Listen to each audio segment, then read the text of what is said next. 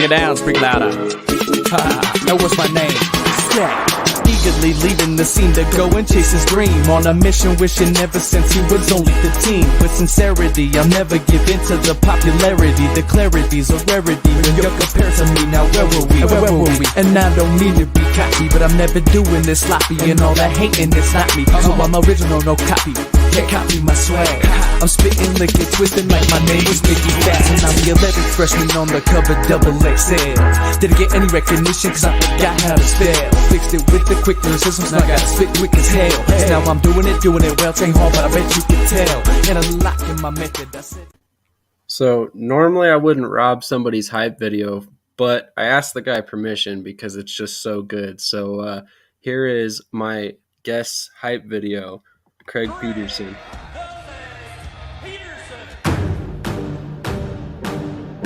Man, what a fantastic kicker. Is there any kicker you would rather have in the National Arena? I can't think of one. Or any kicker that's even out there anywhere that you'd rather have? I can't think of one.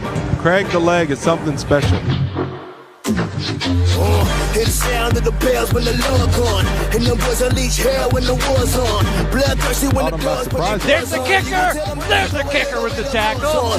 Put them on the battlefield where they can, and then the niggas just trying to miss what I said, Your man's a bitch, you put a purse on him. Get them wild niggas throwing red dots on them.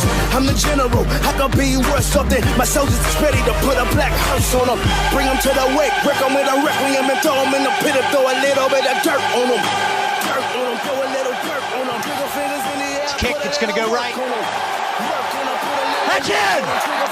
That's in!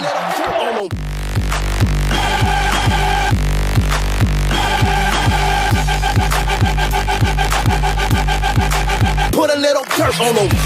The best kicker of Deuces in the National Arena League. Players believed it, and Peterson is hot. And he's gonna try to kick another deuce.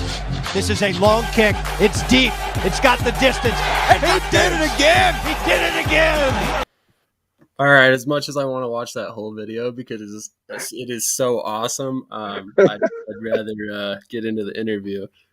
So it's Connor Harrison, correct?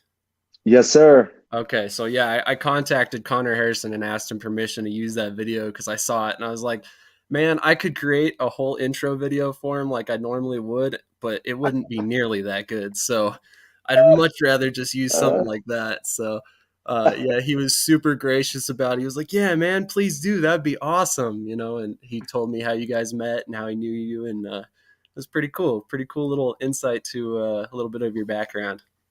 Yeah. Connor is very good at that stuff. So yes, he is. I was blessed to be able to have him do that for me. Absolutely. And my little intro that I had written for you obviously kind of points out how you stand apart from a crowd when it comes to a kicker. I mean, you don't normally see a kicker out there making tackles like you do, busting out the celebrations, stuff like that. It's just so fun to see from a fan's perspective. So like I was watching that hype video and I was like, man, like I kind of figured if you had a nickname as a kicker, you're probably going to stand apart in the first place. But like, yeah, I saw the hype video and I was like, this guy's awesome. I definitely want to talk to him a little bit more for sure. So how are you doing tonight? I mean, we finally got this to work out despite my shortcomings yesterday. So how's your night going? No, that's okay, man. And listen, we all have things that come up and, have certain technical problems and issues, and everyone's got things going on, man. So no, it's much respect. I appreciate you having me on here, and I'm doing well, man. I'm doing very well. This whole environment and atmosphere out here is great. They won a championship last year. Coming in here as a new guy, not new to the game, obviously, but they've embraced me with open arms. So it's been really nice to be out here, and got 2 games under my belt so far, and we head out to San Diego tomorrow. So I'm really pumped about that. Absolutely. So if you don't mind me asking, would you mind starting with a brief introduction in your own words, and then we'll get into a little bit more detail here in a minute? Of course. Yeah. So my name is Craig Peterson, aka Craig the Leg. I went to high school in Burnt Hills, New York. I graduated a while ago, and I was a soccer player in high school. I didn't play high school football. And after that, I went to a community college at Herkimer, which is close by. It's about an hour from there. Ended up doing track for whatever reason, just to kind of get in shape. Because the first year of college, I kind of partied and had some fun, and then I felt like I needed to get in shape, so I did track and ended up being a 2-time All-American in the decathlon after that, which was kind of cool and interesting. And then I transferred to SUNY Cortland for a couple of years and ended up getting my degrees there. And then I got into football after that, and then the rest is kind of history. But that's a whole other story in itself, how I actually got into kicking and everything. But just a little bit of background. That's pretty much me in a nutshell. Went from soccer in high school, track in college, and then after college is when I really started kicking and getting into the full effect of things. Absolutely. So normally I would start off my interviews with what age did you start playing, but you kind of already got into that. So at what age did you develop a love for football? Was it something that came in later in life, like you just mentioned? Yeah. So it's crazy because growing up, I'd always say to everybody, and kind of had that manifest in me, was I was always going to be a professional soccer player. I always said that. I remember getting this gift that my mom gave me, and it's this little, I wish I could. It was just this little chest. It wasn't even really a chest. At the top, you opened it, and what you do is you write down what you want to be when you grow up. So I did, and I wrote down a professional soccer player, and then I put it in there, a little piece of paper, and put the top on, and I had it for years and years and years. I may actually still have it, or she's got it somewhere. Who knows at this point? But because my mom keeps everything, she's a pack rat. But I wrote that down, and I always thought I was going to, be a professional soccer player. And it wasn't until my senior year of college, I didn't really develop a love for it. I kind of just started kicking on a whim, kind of came out of nowhere. And then as soon as my senior year was over, and after what happened, where I thought I did well enough to be on the team, at least at Cortland, and it's a Division III school, it's a small school, and all my lifts and my times and my jumps and everything like that, and I played spring ball with them too. I would have just thought I would have been on the team, and they didn't. They said that because they didn't recruit me, that I wasn't going to be able to play with them my senior year. Oh, wow. I thought that was, I thought it was hilarious. I mean, I definitely deserved and proved to the team that I should have been on there. I had the fastest, I had the highest 40 on the entire squad, the entire, team. I had the highest, not the 40, the vertical jump. Gotcha. It was like 38.5 inches. And then I had the farthest broad jump out of every single player, which was 10.6. So wow. Yeah, just those two alone. I had those two highest jumps. Like, I was just trying to be an athlete. I tried out for a wide receiver. I tried out for the kicker and the punter. Even if I was the backup for all three, you'd still be able to utilize me in some aspect for the team. And when that coach told me, man, that they weren't going to bring me into camp, they'd bring like 80 guys. It's something absurd into camp. And for them not to bring me in, I was like, you know what? Now I'm going full force with this. Like, I am going – that just fueled the fire in me, where I was like, I know that I worked my butt off to be where I was at that point, and just try and play, college football and play a year of college football. And after that, man, it was in my mind, I was like, I'm doing this now. Like, this is going to be 100%. I'm going to make it, and I'm going to do whatever it is possible and put my work ethic to the test and really see if I can do this, because I think I know I can. I shouldn't say I think. I knew I could. I just needed to make sure I was prepared and see what happened with it. And that's when it all really started. That was what fueled my fire. And that's what gave me that drive. That I've always had good drive, and I always give 110% everything that I do. But now I put everything towards becoming a professional football player, because college was over at that point. It's not like I could play college anymore. I was out of eligibility.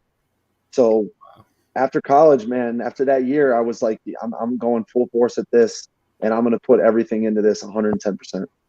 That's crazy. So how was it right away after college that you started immediately starting kicking footballs? Right away. I started kicking all the time. Just, backyard, high school, certain colleges. I was kicking everywhere. And then a kid that I lived with in school, his name is Matt Crawley. He's doing very well now, by the way. Shout out to Matt Crawley out there. And I think he's in Texas now. He was my roommate at the time and lived in Buffalo. And he knew a guy that he worked with at Absolute Performance named Ben Woods, who also, I think he's still a personal trainer, and he trains a lot of professional athletes out there in Buffalo. He said, "Hey, listen, man, I got this freak athlete." Uh-oh. Bear with us. I think we're having a little bit of a service issue with Craig at the moment. In the meantime, while we let him get his service back, maybe I'll play this hype video all the way through for you. We'll see. Give it a second.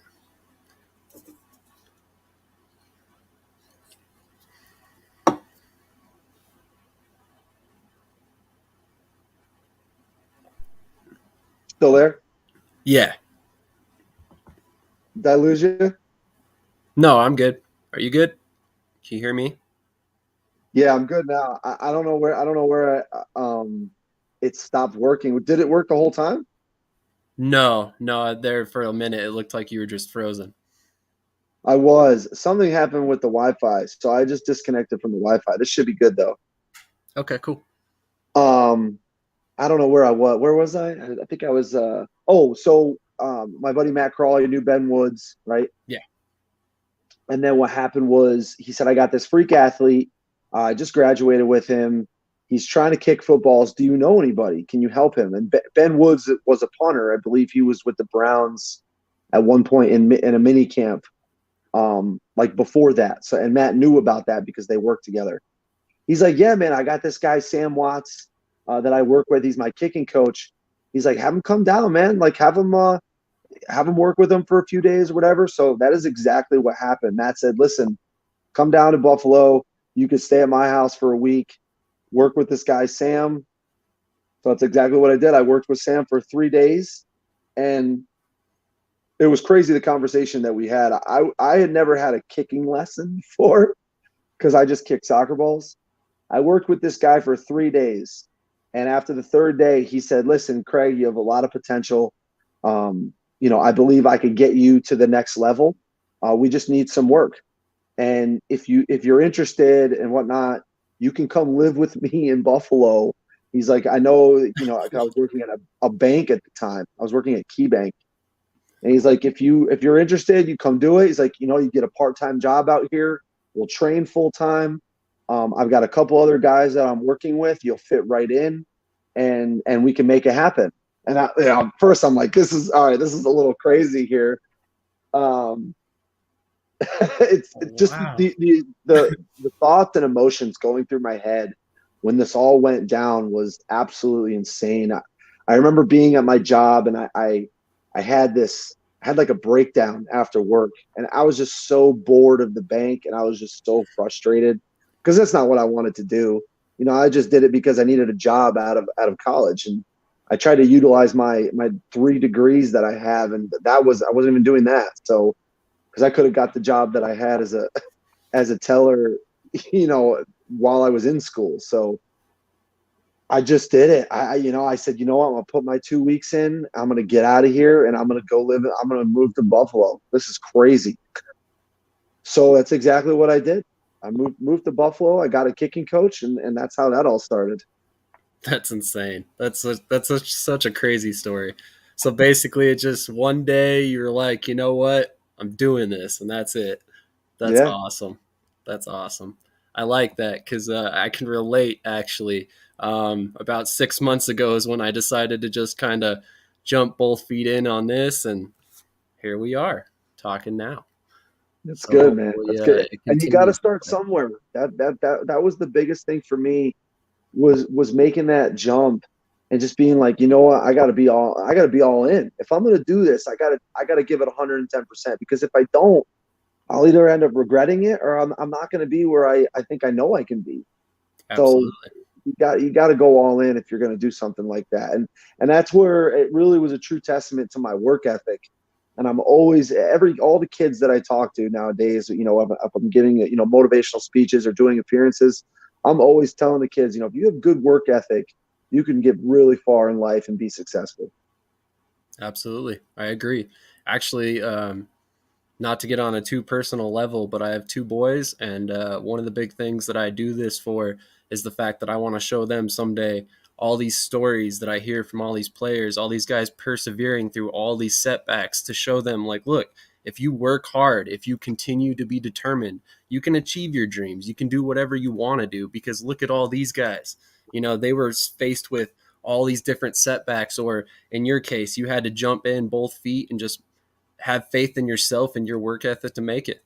And that resonates with me for sure. And like I said, hopefully it will resonate with my boys someday.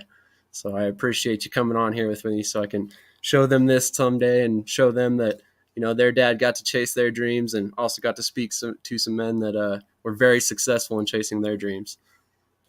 That's awesome, man. That really is. So as we just talked about, I read in another interview that you were not allowed to play football and soccer at the same time. I originally thought that was in high school. I did not realize that was on the college level. That's insane. Yeah, so high school was where it happened to me. I went to Burnt Hills, and I actually wanted to try it. You know, I just wanted to do both. I wanted to be able to kick footballs for Burnt Hills and play soccer, and we couldn't. That was something that we could not do. And I understand they're in the same season. If I lived in Florida or somewhere else, it would have been, you know, piece of cake, not a problem, because they're not in the same season. But because they were, you had to either choose one or the other. At Burnt Hills, you were either going to pick football or you were going to pick soccer. And that's just how it was. Interesting. It's kind of odd how that works, but I guess it has something to do with the weather and whatnot. Yeah. The football and soccer are both in the fall seasons. Gotcha. So we kind of got into this a little bit earlier. I was planning on asking this a little bit later, but do you believe you could have made it in the MLS if you had pursued soccer? Yeah, that's good. That's a good question.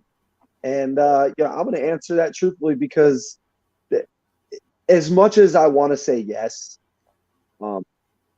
what people don't know about my soccer background, at least most don't, is I was on the Olympic development program, that team, for 3 straight years.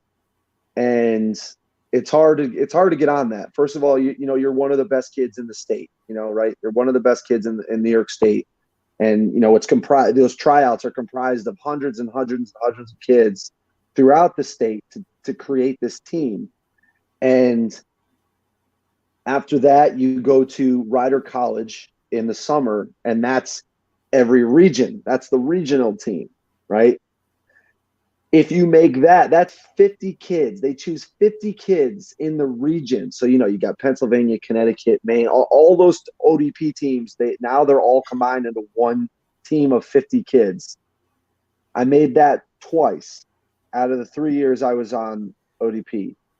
So then you go to Penn State and you go play and try out for the kids in the country. This is now where they're trying to get the national team, right? The under 17 national team.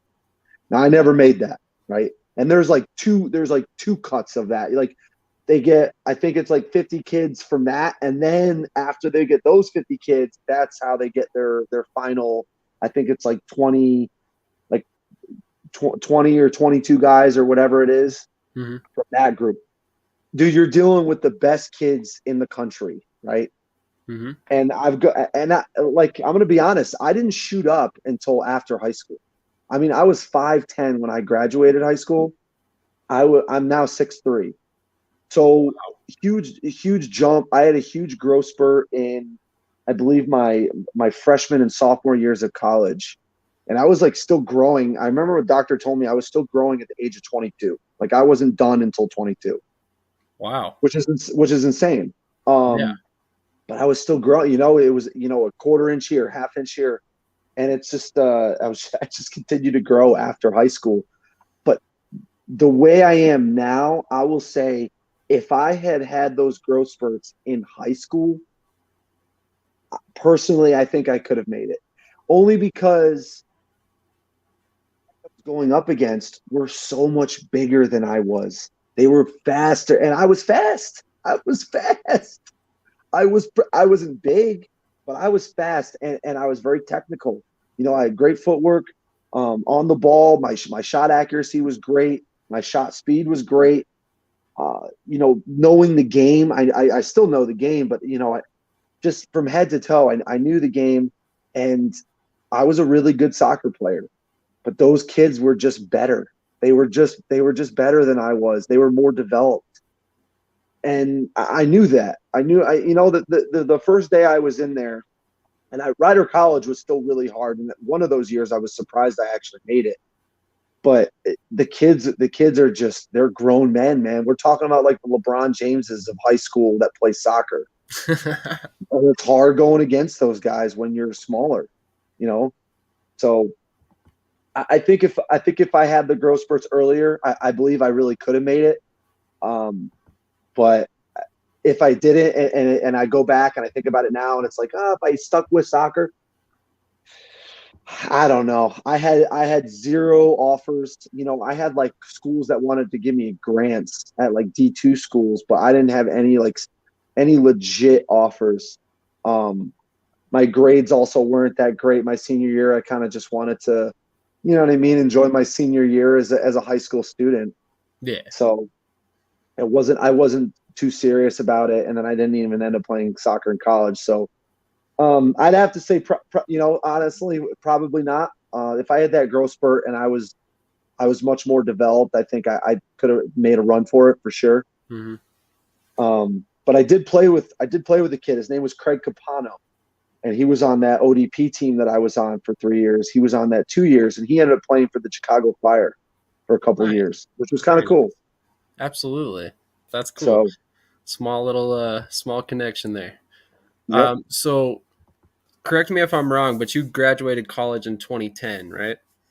Correct. Okay, so there's a 4-year gap in between 2010 and 2014 when you end up signing with Ottawa, if I'm not mistaken.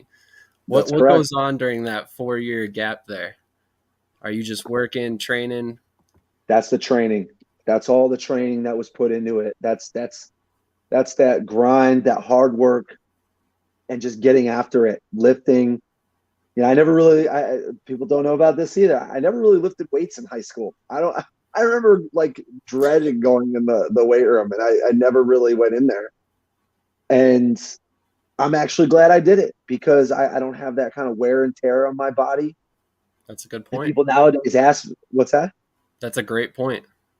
Yeah, I didn't stunt my growth. I think about that a lot too, where a lot of kids that I knew in high school, they were already grown men, they had their growth spurts already, or you end up stunting your growth. So I never really lifted in high school. It wasn't until college, like midway through college. I didn't even really lift at Herkimer either when I did track.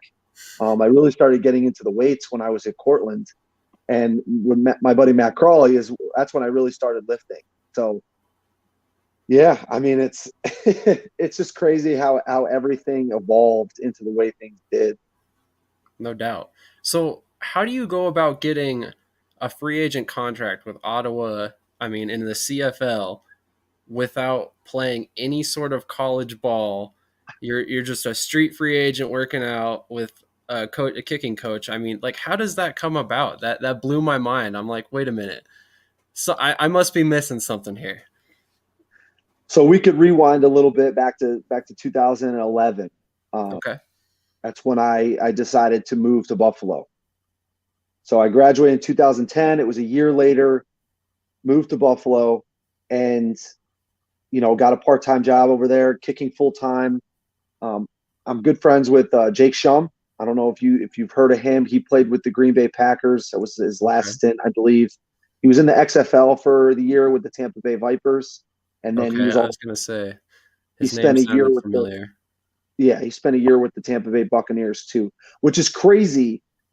He was with the Buccaneers the year I was with the Tampa Bay Storm. That was nuts to us because we both played for the Tampa Bay teams, and we both trained together for 3 years pretty much. So it was kind of cool. And we met each other through Sam Watts, who was our kicking coach at the time, and it was just crazy because we pushed each other. That's what we did. Like, I came in there. He just graduated from the University of Buffalo. I came in there fresh out of Key Bank, and we're just going at it, toe to toe, and we developed a friendship, but also pushed each other, to that next level. I mean, I couldn't tell you how many days we go out there, kick footballs, punt footballs, just grind, man. It was about 2.5 years. We were just on a grind constantly. My kicking coach had NFL uprights and about 60 yards of turf in his backyard. So that's kick. That's where we would kick. And then we'd go to Buff State sometimes. We also go to the Buffalo Bills field house a few times, where he would rent that out for, kicking camps, and we would help him with the kids that came in there. And we would also be able to kick in there as well. So it was nice being, around that atmosphere and have that environment. And then 2.5 years go by, and during that 2 years, I must have went to 30, maybe more. I lost track. Open tryouts. I went everywhere, as far as I could and as much as I could. Like, I had maybe like 3 different workouts with the Edmonton Eskimos at 3 different locations in the span of like 2 years. And they knew who I was. I'd always, I'd give them whatever film I had, in Sam's yard and at Buff State and wherever else we kicked. I'd give them that. And, I was always evaluated. And every time I was there, I always do better. I was always getting better. And I ended up flying down to Florida to go. I know, it's crazy. I mean, I've driven to Ohio. I went to, was it Louisville? I think it was Louisville. No, that's Kentucky. It was at the bottom of Ohio. Maybe it was Louisville. Cincinnati. I drove all the way from Buffalo to Cincinnati, and it was actually held at Cincinnati for a CFL tryout. So it was like an 8-hour drive that I made just to go to this one-day workout. So that's the kind of dedication that I had just to get this whole thing going, So yeah. I flew down to Florida to have a tryout. It was an open tryout with the Ottawa Red Blacks. And it was my first time doing the Ottawa thing. And I believe it was their inaugural season in 2014 too. So they were just up and coming. Right. They came back into the league. And I flew down there with a buddy of mine, Brad Massa. And we both flew down there. He just took the trip. I had a little bit of fun while we were at it. And I did really well. In fact, truth be told, I wasn't late. I was on time to the workout, but normally the kickers go last. So I actually ended up leaving with him, and we grabbed food. And I'm like, it's going to be a while until I got to be back there. So I come back there, and the kickers and punters are all like, "Hey man, are you a kicker or whatever?" And I was like, "Yeah." It's like, "Oh, we just all went." I'm like, "No." So I went up to the coaching staff and the guys that were there, the scouts. I said, "Hey, listen, I was here. You remember me?" And I had to check in. I had a number and everything. And they're like, "Oh yeah, we just went through the guys." I was like, "Is there any way I could do it at the very end since you're already done with those?" They let me go. And it was cool because all of the eyes were on me, right? That's awesome. And it's a funny because the kickers and punters stayed that had already done it. I don't know why. I think some of them didn't think I was going to be able to get a chance to kick, but they stayed. I knocked it out of the park. And I've done this a few times. I had a workout with Calgary with the Stampeders that I knocked it out of the park. And, they called me up. They're like, "Hey, we love what we saw, but our GM's not going to go a direction for an American. We're going to go with both a punter and a kicker that are both Canadian. But you're on our board though. You're first on our list if the injury comes up. So this was kind of the same thing. I crushed it. They said, listen, you had a great workout. We're glad we were able to take a look at you, but going through the mini camp, I don't think we're going to be able to invite you, whatever. So I was like, all right, cool, whatever. So I fly back and talk to my kicking coach, and we decided that it would be best if I moved to Florida. Not just because it's warmer weather and I'd be able to kick year round, but because the opportunity is much greater down in Florida. There's more teams. There's just more opportunity in general. So, and a lot of CFL teams host, not anymore, they hosted their mini camps at IMG Academy, which is right in Bradenton, right below Tampa Bay. So I ended up moving to Orlando in my car just on a whim, and then got an apartment eventually. And I actually had a couple more workouts down there. And what happened was I got invited to mini camps with the Edmonton Eskimos, which was held at IMG Academy. And I also was able to do it with the Winnipeg Blue Bombers. I had a mini camp with them as well. So I went to both of those mini camps. I did pretty well. I remember being in an article with Winnipeg. They didn't even know who I was. They in the article, they identified me as an unidentified hoofer, something like that. Oh. Just bombing punts. Like they had no idea what my name was. They're like, oh, with this guy that was unidentified hoofer, bombing punts out here with Brett Maher and some other kid from Kentucky. So that was kind of cool. I had a little bit of taste of that, and the competition was really interesting, and I was able to take that with me and gain some knowledge from that. And then shortly after that, those two mini camps were in April, and I got a call. I had no idea it was coming. I got a call from the Ottawa Red Blacks, and I think it was Mike Snyder. I can't remember his name. Snyder's his last name, though. I believe he's still there. And he's like, hey, we're going to bring you into camp. We had a couple injuries that we just accrued through with our kicker and one of our punters. So we'd like to bring you out here. And I was like, let's go. I was like, this is it, man. Like, this is my opportunity. I'm getting it. And it was from the workout that I had, that open tryout in Florida. So, and Ottawa didn't have their training camp down in IMG Academy or anything like that. Those are mostly where the mini camps were. I don't know if I clarified that earlier. Their training camp was right up in Ottawa. They flew me up there, and that was my first taste, to kind of answer your question, of real football, strapping on those helmets, because we didn't have helmets. We didn't put helmets on at mini camp. Those two mini camps, it was just 2-3 days, just out there kicking footballs. We got some gear or whatever, but that was about it. But this was, strapping on that helmet, man, and going at it. That's awesome. I was like, how? This is just mind blowing. Like, he just went from not kicking at all to all of a sudden he's professionally kicking for Ottawa, which, I mean, like, there's players that try their entire lives to make it into the CFL and they don't make it. You know what I mean? Like, so it's impressive to see you just make the jump like that, strictly because you're like, you know what, I can do this. I'm going to do it. That's so cool to hear. So anyways, you said you moved down to Florida. How long were you with Ottawa? Just in camp. So, I performed really well, and I'll never forget it to this day, because that was my first taste of football. Was Brett Maher was the guy that I was going against. So they brought in two guys. One was myself, and the other one was Brett. And Brett was fresh out of Winnipeg. It was funny because I met him at the Winnipeg minicamp. Mm-hmm. And they were doing interviews with him after, and they ended up signing him, yada yada yada. So he actually got cut from Winnipeg after the first week in camp. Wow.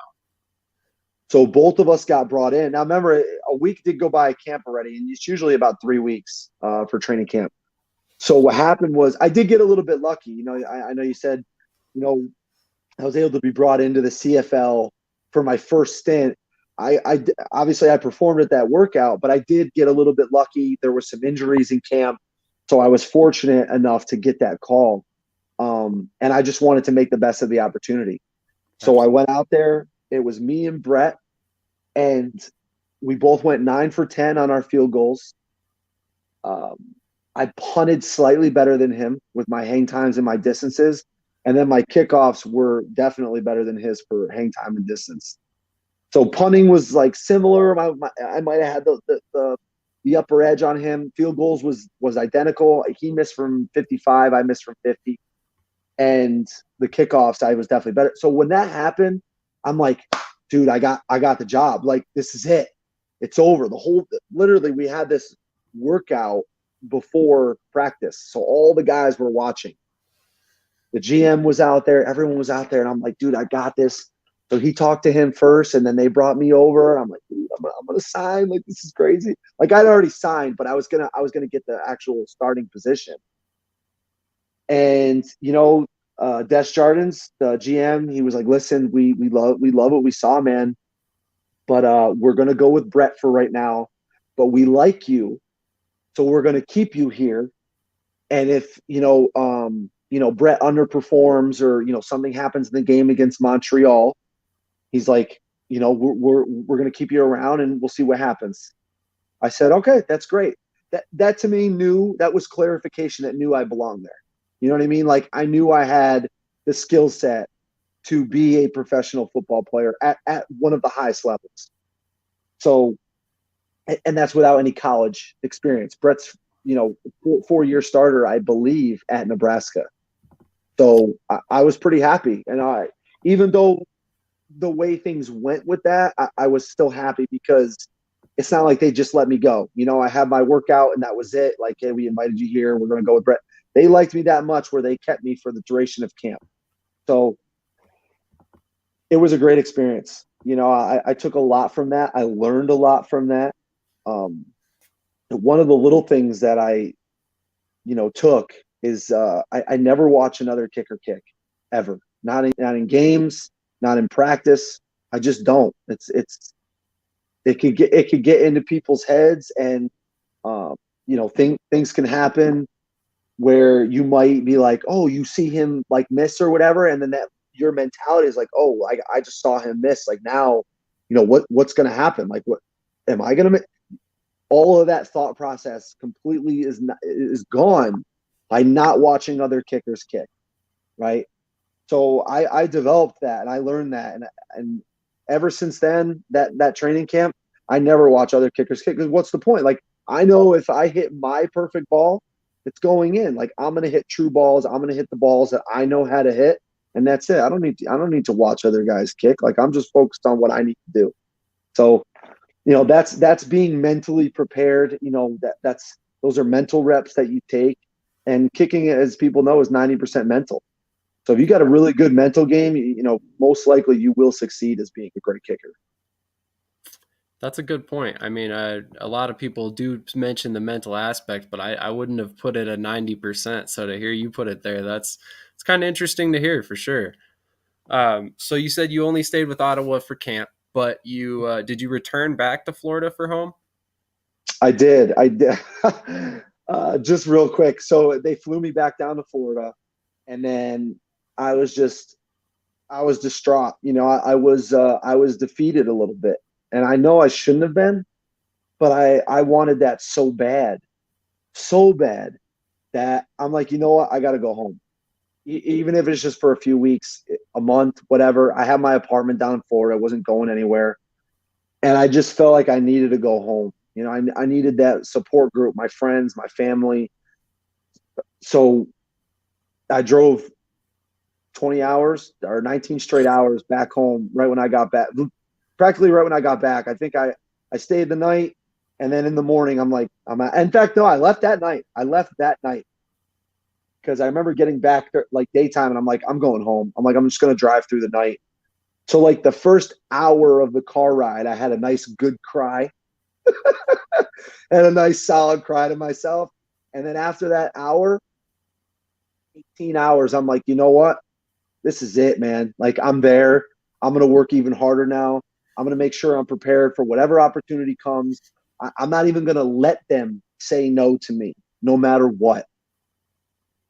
So after that first hour, man, the next 18, I was just thinking about all the different ways that I could train and become better and just perfect my craft even more.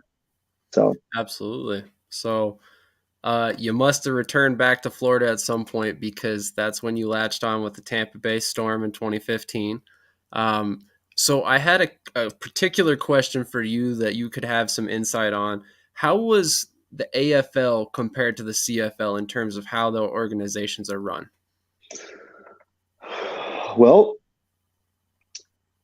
obviously one's indoor, one's outdoor.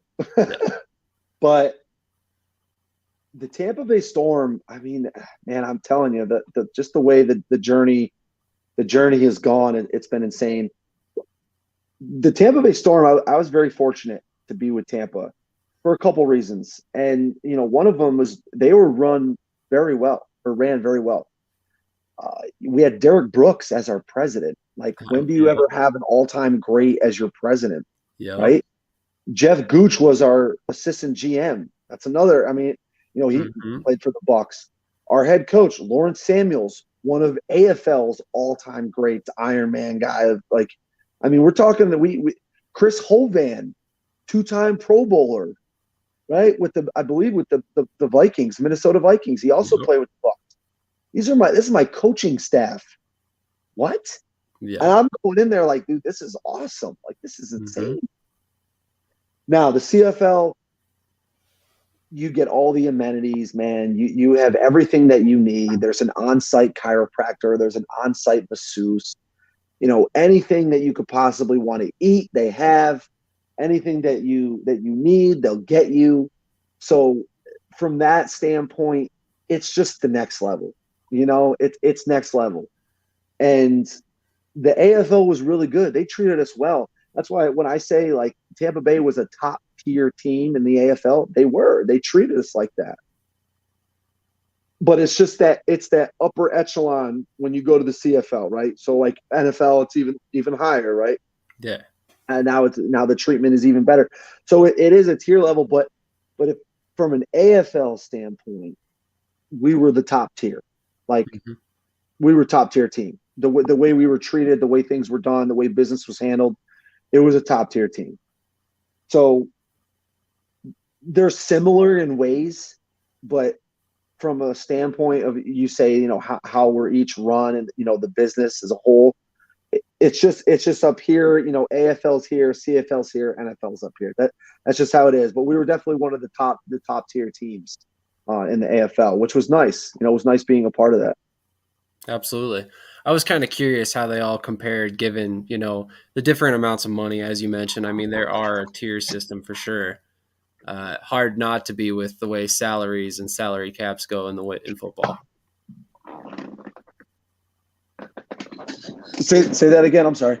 Oh, I just said I like what you said about the tier system, about basically how the NFL's at the top, CFL, AFL. I mean, it's bound to happen with the way salary cap is and salaries are in the NFL versus the other sports at this point, or not sports, but leagues at this point. Of course. You're 100% right too, because obviously pay is a little bit different, and AFL was still really, really good pay, but it's like like I said, it's that next level. Absolutely. It's funny how that all works out. But where would you place the USFL and XFL on that whole ranking? Just from what I've seen and what I've heard, I got a few friends in the USFL. Obviously, I had some friends in the XFL as well. So I would. As of right now, from what we've seen, I know they're doing kind of like a bubble, quote unquote, aspect over there, or bubble environment with the USFL with travel costs and all that stuff. Mm-hmm. But if they did branch out, I feel like it would be relatively on the same playing field as the XFL. And I would probably put those, I mean, obviously, for the CFL, I would probably put it even with the CFL. Interesting. But it's in our country. The CFL has been around much longer. Everyone knows that. So it's more stable. But if we're talking about talent, a lot of those guys could probably play in the CFL, right? Agreed. So if we're talking talent-wise, I believe they're probably on the same level. And I know the XFL, I know a bunch of guys that played in there that either played in the CFL or were on NFL teams, and heard from them, what they thought about the CFL and how it was in the XFL. I believe they're on that same tier. If we go by specific tiers, I believe they're on that same tier. The USFL, I don't know. I feel like I don't know. I feel like it's up there, but it's still maybe, if there's like a 1A and a 1B, I feel like the 1A would be the XFL and the 1B would be the USFL, Absolutely. That makes sense. I think that's fair, and I think a lot of fans would share that sentiment with you. I was surprised to hear you say that it's on the same level as the CFL, to be honest. I thought you were going to say it was slightly below that, but we just made the comparison between the XFL and the AFL or the CFL. Not to do comparisons between leagues all night, but you have unique experience between the AFL and the IFL, as well as the NAL, correct? Yes. So how do these three leagues compare? I mean, in terms of arena ball, what are the intricacies that fans should know? So the AFL is that's the highest or tier of arena football. If you're playing inside, everyone wants to play in the Arena Football League. If you can ask anybody that plays arena football anywhere, whether it's the CIF or the AAL, the NAL, the IFL, any of those leagues, if anyone mentions the AFL, it's like, oh yeah, no, I want to play for the AFL. That was like the top dog. Like if you played in the AFL, like that was pretty cool. That was the highest league that you're going to get in.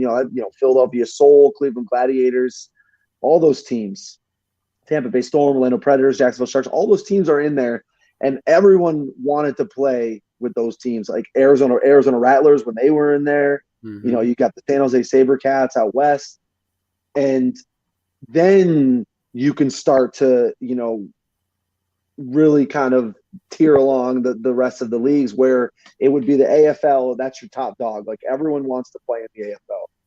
And then I would have to say right now, the IFL, 100%. Like it's a growing league. They got great players. A lot of people have left the NAL now that they're able to sign, who were in the AFL before, who still are playing, but they don't want to play Ironman rules. It's I'm not going to say it's a dying league because it's been around for 5-6 years now, but it's also not a growing league either, because there's been 6 teams in there, and I think more teams have folded than have actually come in. So, which is actually true, because if there's 6 teams and they started with, I think, 10 or 8 from the beginning, I think they had like 4 teams fold and then 2 join. So they've actually had more teams fold in the NAL than they have had join them. So it's unfortunate, because it could be a great league, but now that they added the Ironman rules, a lot of guys are leaving that league to go to a more competitive, and I think like a higher tier league in the IFL. Like there's 14 teams. Everyone has the same amount of games. I think there's 2 teams in the NAL that have 14 games, and 4 teams have 12 games. How is that professional? You know what I mean? Like how is that? How can you take that league seriously, like from a professional standpoint, and really take it seriously? Having the teams play more games than others, it doesn't make sense. So right now, I would say the IFL definitely has the upper notch, or I'd say the step up from the NAL. And then I would go with the NAL after that, because there's still good players in that league. Like, don't get me wrong, there's still some dogs in that league. There's some really solid players and playmakers in the league. It's just where you want to play, what best fits you. Some of those guys are really good at playing both positions, with the Ironman. So I got a buddy out in Albany, Darius Prince. He's killing it right now. So, and he played for the Philadelphia Soul. I don't know if you knew that, but he was a Soul guy. So, these are guys that are really good football players that are still playing at a high level. So it would go AFL, IFL, and the NAL in terms kind of just that's why I kind of gave you a couple explanations of why, not just saying like my opinion, oh, it's the IFL because I play in the league. No, it's because it's a 14 team league. I believe they've already stated they're going to have another team join next year, if not more. And you never really hear anything about the NAL until the last second. Like, oh, we got a team joining in San Antonio, but we have a team folding in New Jersey. So it's usually back and forth with that league, and it's still only 6 teams. And now with this new Ironman rules, who knows how this is going to pan out after this season. Whether they'll keep it or not, I have no idea. But the IFL has different rules. Obviously, I miss the Deuce. I really do. We have opportunities in this league to kick them. It's just not as often. So I always loved kicking for the Deuces, and I'm still grateful that we're able to do them because I do like that aspect of the game. It kind of makes them even more important when you do get the chance to try and hit them. So I like that. But as a whole, the league is just it's more developed. The IFL has also been around longer than the NAL. That's probably another reason. So Absolutely. That's my tiers for arena football. And then all the other tier, the leagues are kind of just they're there for guys to develop to get to these higher leagues, the NAL, the IFL. So it's good that they're around. It's a great way to get guys that are playing semi-pro football that think they can make it, and they can go to one of those lower league tiers and be on a team in one of those leagues and succeed. That's kind of how it works. I remember my buddy Phil Barnett. He played with the Nashville Venom. I don't even remember what that was called. The Piffle, I think it was, the PIFL. And I remember them. He crushed it for the Nashville Venom. And then guess what? His rookie year was my rookie year with the Tampa Bay Storm. That's so awesome. He got an opportunity from one of those lower leagues at the highest level, and he's been crushing it since. So you really just never know. Everyone's got a story, and they're all unique in their own way. So I always appreciate that for what it is, and meeting new guys and having new teammates every year is pretty cool, and it's very unique. It really is, and I'm grateful for that and blessed to be able to call these guys my friends who are also teammates. Absolutely. It's got to be interesting to see how all these leagues work from the inner. I mean, you've played in all 3 of them, so probably better than anybody the differences between all these leagues. So in 2017, you landed with the Spokane Empire, correct? Yes. They just moved from the AFL to the IFL the year prior to you landing there, correct? Yep, correct. And they had gone 12-4 in their first season in the IFL. They fell just short of the championship game in losing to Sioux Falls Storm. In 2017, your team managed an 8-8 record? Yeah, and before I left, we were 6-1, maybe 6-2. Actually, the more I think about it, we were 6-2 before I left. Really? Okay. Yep. See, I was going to ask you about that. I was wondering if it was an injury that occurred or something like that, because I couldn't find any information on what happened there. So what happened was I went to this combine in the middle of the season. It's kind of funny with the IFL how everything has transpired, because I flew into Spokane literally 2 days before the first game. I had no training camp with them, and we played the Green Bay Blizzard. Yep. And I had a rough game, man. It might have been my worst game ever, to be honest. And I'm really hard on myself. So I said the first game with Mass was a tough game. It was a rough game, but it wasn't that bad. I'm really hard on myself. I expect perfection every game. So, if I'm not perfect, every game, then, I'm mad at myself. So I went in there and, I remember switching holders at halftime. That's how crazy this was. I had only had a little bit of work with the backup quarterback for 1 day of practice. And I wasn't feeling it. I missed a couple extra points, which for me is, unheard of. So when that happened, I said, hey, listen, Charles, I need you to be my holder. And he's the starting quarterback. And Adam Shackelford had no issue with that. He's like, okay, we'll make the switch. After that, we started to get things rolling. And then I ended up hitting up the game-winning field goal at the end of the game. I think it was like a 30-yarder. Well, it actually was to go up 10. We won by 3. So they ended up scoring. So that field goal was the difference of the game. I believe there was like a minute left in the game when I hit it. So it was good timing. But with that being said, the reason I said that is because same thing happened in Mass, where first game I come in, I only have 2 days of practice. The first game. So like last game, we had, I think just one field goal miss, perfect on PATs, and hit 1 of 2 on field goals. So, every week we're going to continue getting better. But it was just that IFL aspect of how I joined both times, and being on the team, having no training camp, just crazy. But the beginning of that season, I took a game off. We went to Salt Lake City, and I went to this combine called the Zoners Combine, and it's just for free agent kickers, punters, and snappers. So I didn't play one of those games. We ended up winning that game, which was nice. And I did really well there. I ended up talking to the special teams coordinator from the Hamilton Tiger Cats at the end of that combine. He said, listen, I love the way you punted. And I did. I crushed my punting at this workout. So he's like, I love the way you punt. He's like, your field goals were good as well. He's like, yeah, we should keep in touch. Here's my information, blah, blah, blah. He's like, I'm new to the Hamilton Tiger Cats, so we are looking to sign someone new this year. So when you have it, I contacted him right away. I had my agent get a hold of him, and we got invited to minicamp. So that was great. So what happened, I had to take another game off, and I went to minicamp with the Hamilton Tiger Cats. So I was up against like 7 other kids they had there up in Hamilton.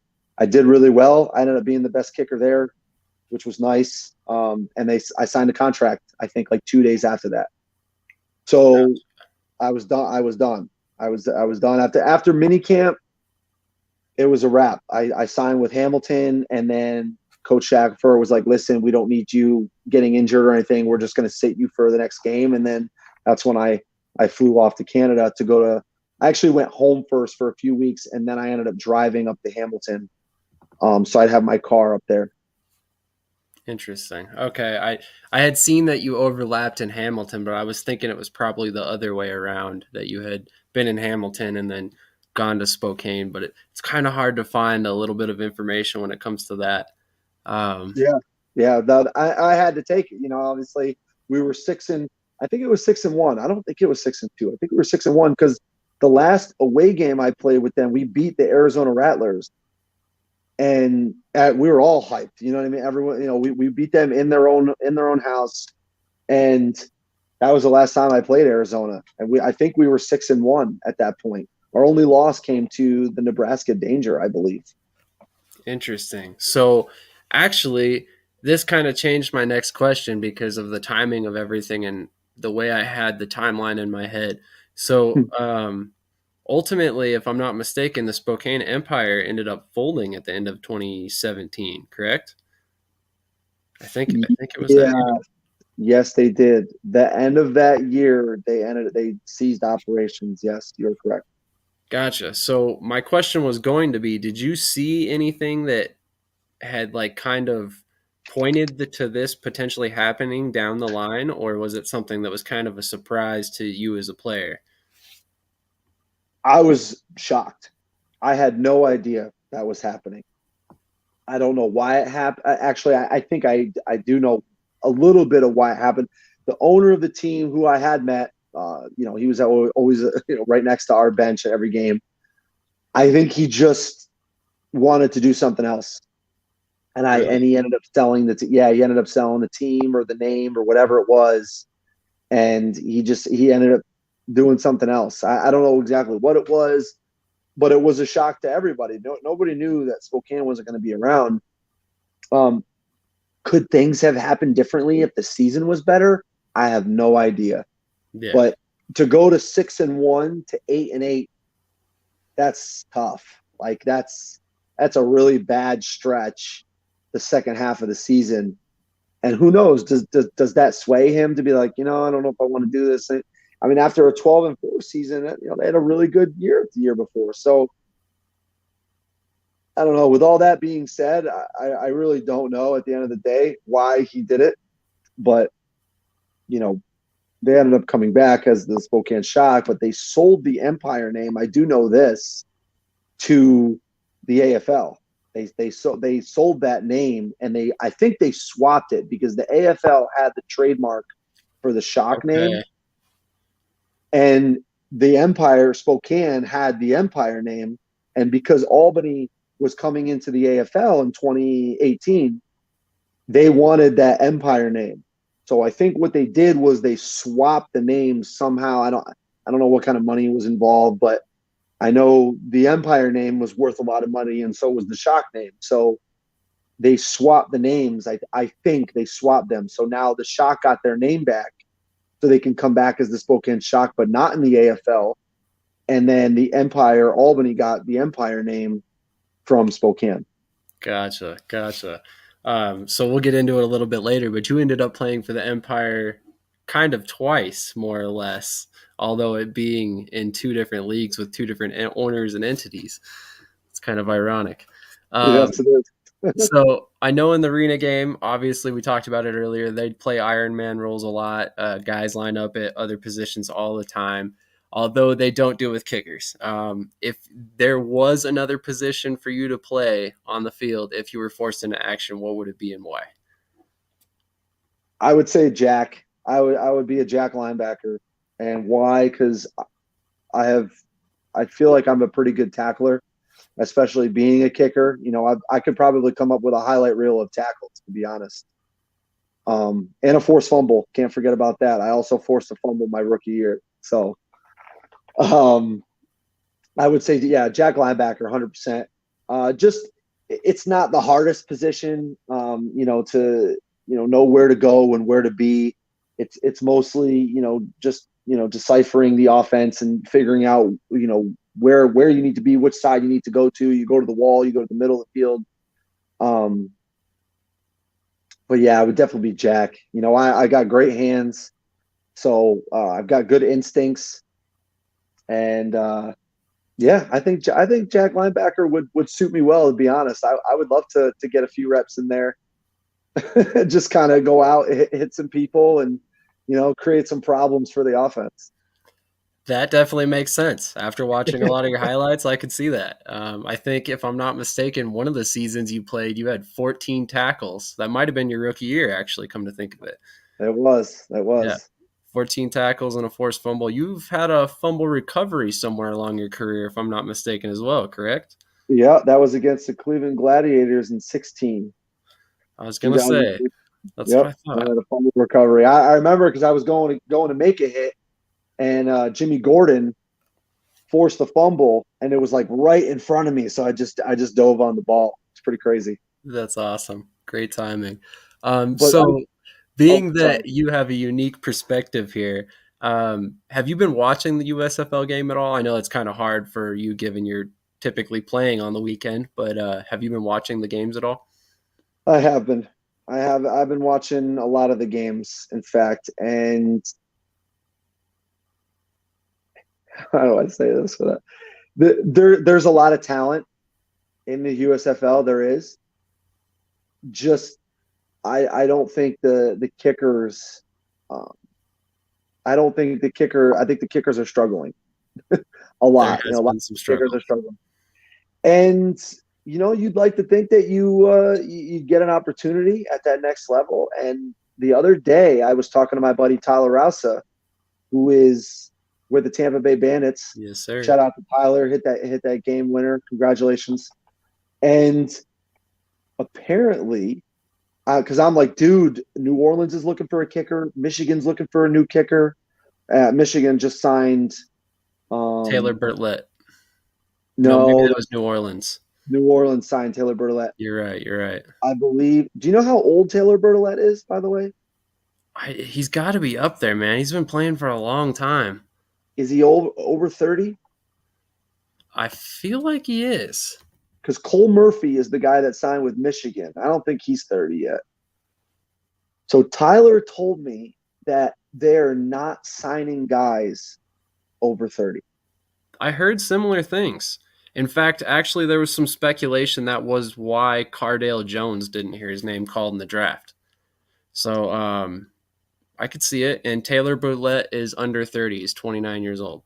All right. Well, that makes sense. I'm pretty sure Cole Murphy is not 30 either, and he just signed with Michigan. So there was 2 openings right there. I know Nick Rose is struggling out there.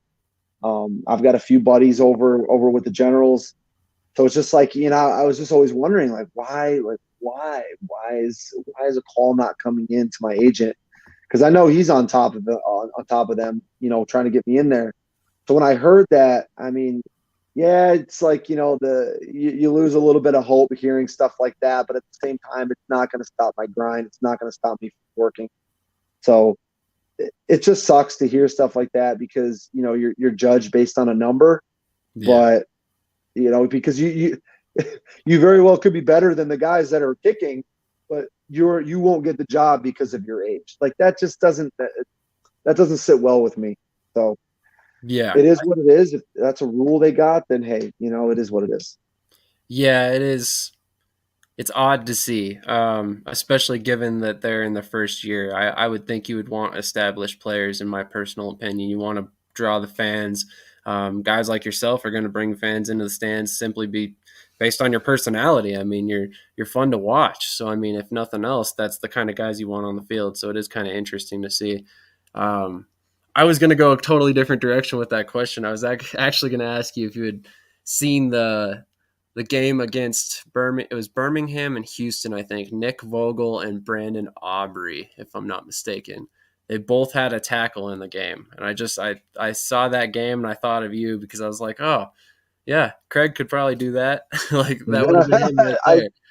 I didn't see that game. Darn it. It was just kind of funny. It was like Vogel got one, laid a dude out, and then immediately after Aubrey got one. And Aubrey's a former MLS guy, so it would have been right up your alley. Actually, I heard a lot of people were not too happy that he got the opportunity to kick in the USFL. But yeah, that was interesting. Just the situation in general. When he got drafted, they were like, why is a guy that's never played, getting this opportunity? And I mean, personally, good for him. That's awesome. Obviously, that somebody with Birmingham, and you pulled some strings, and whoever he knew pulled some strings to make that happen. But it's a business at the end of the day, man. Like, you can't really be mad about it because we all live in that same world. If you know somebody that's with a team, you're going to get the opportunity, regardless of whether you played or not, or regardless how much you played or how much experience you have. That's real life. That's just how it works. So, to the people that get mad about stuff like that, you got to get over it because that's how professional sports is, man. That's just how it is. exactly. All you can do is control what you can control and hope the rest falls in line. Exactly. So your former coach, I'm blanking his name at the moment. I did not write it down, unfortunately. Described you as a dynamic personality, which I obviously would agree with. Have you always been the outgoing type, or is it something that you kind of grew into over the years playing in front of thousands of fans? I've always been like that. Really? I actually got most outgoing my senior year in high school. That was one of the, yeah, I got most outgoing, loudest, and I believe I got class flirt too, but that's here nor there. No, man, I've always been kind of that guy that's just, trying to, make a name for myself, but just be friends with everybody. You know what I mean? Just having a good time, easygoing. And, that's just how I've always been, just growing up. I've got 3 older brothers. I'm molded like all 3 of them, and plus my own personality combined. So it's like 4 personalities in one. And that's, made the person that I am today. And, I'm very thankful for that, having those brothers of mine, that's also how I've gotten my competitive nature as well. So, being so competitive, and that's helped me just so much through the years. Playing at a professional level, having that kind of competitive drive growing up, wanting to always beat my older brothers, that's always stayed with me. So being outgoing, that's just my thing. Everywhere I am, I'm always trying to make friends with everybody, and just kind of be that kicker that stands out from the rest. And that's kind of how it's always been. It's not even just with my personality, it's with my work ethic as well. A lot of the guys, they don't see their kicker coming out with their iPad and a tripod, after practice, during practice. Now a lot of guys don't see that. So it's just another thing that separates me. That's what I like to do. I like to separate myself from everybody else. I'm always going to be the hardest worker in the room, no matter what. And kickers aren't really like that. I mean, we were just lifting, was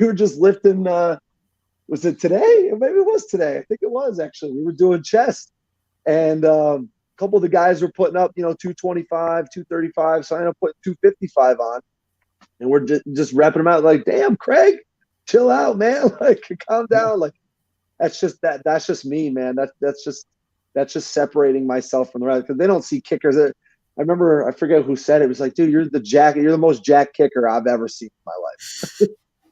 Yeah. You hear stuff like that. you hear stuff like that, and it is kind of nice to hear, because that tells me that I am working as hard as I can and doing everything I can to stand out. So absolutely, that's just always been with me. Absolutely. So basically, I would assume this is after your stint with Hamilton. You end up landing with the Carolina Cobras for their first season in the NAL, correct? Yeah. That was an interesting year, because I didn't know where I was going to go. 2017 passed, and I really wanted to get back to the AFL. I feel like I belonged in the AFL at the very least. I just got released after training camp from Hamilton. I took a little time off. I took about 3-4 months off after that happened, in June. So it was like, July, August, September, October. Right around October, I was just working. I was a bouncer at a club, up in Saratoga Springs, New York. And I did that for a while, up until, I believe, February. And I didn't move. I stayed 2 weeks in Arizona to train, just to kind of get back on the flow of things, kicking again. And I got a call from Billy Back. How small the football world is, let me tell you. I got a call from Billy Back while I was in Arizona training. And, he said Phil Barnett, threw out my name, who I played 2 years with in Tampa. And then I actually played against him when he was with the Wichita Falls Nighthawks, and I was with the Spokane Empire.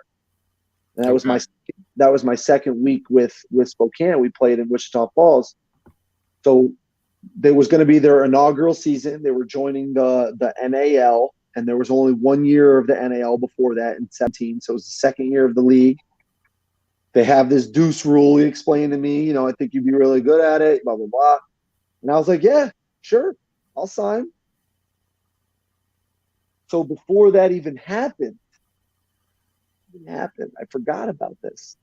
I actually talked to Amir Ismail, who was with the Spokane Empire in 17 or 16. And then I don't know where he went in 17, but he wasn't with the Spokane Empire. He heard about me, and I actually signed with the Massachusetts Pirates.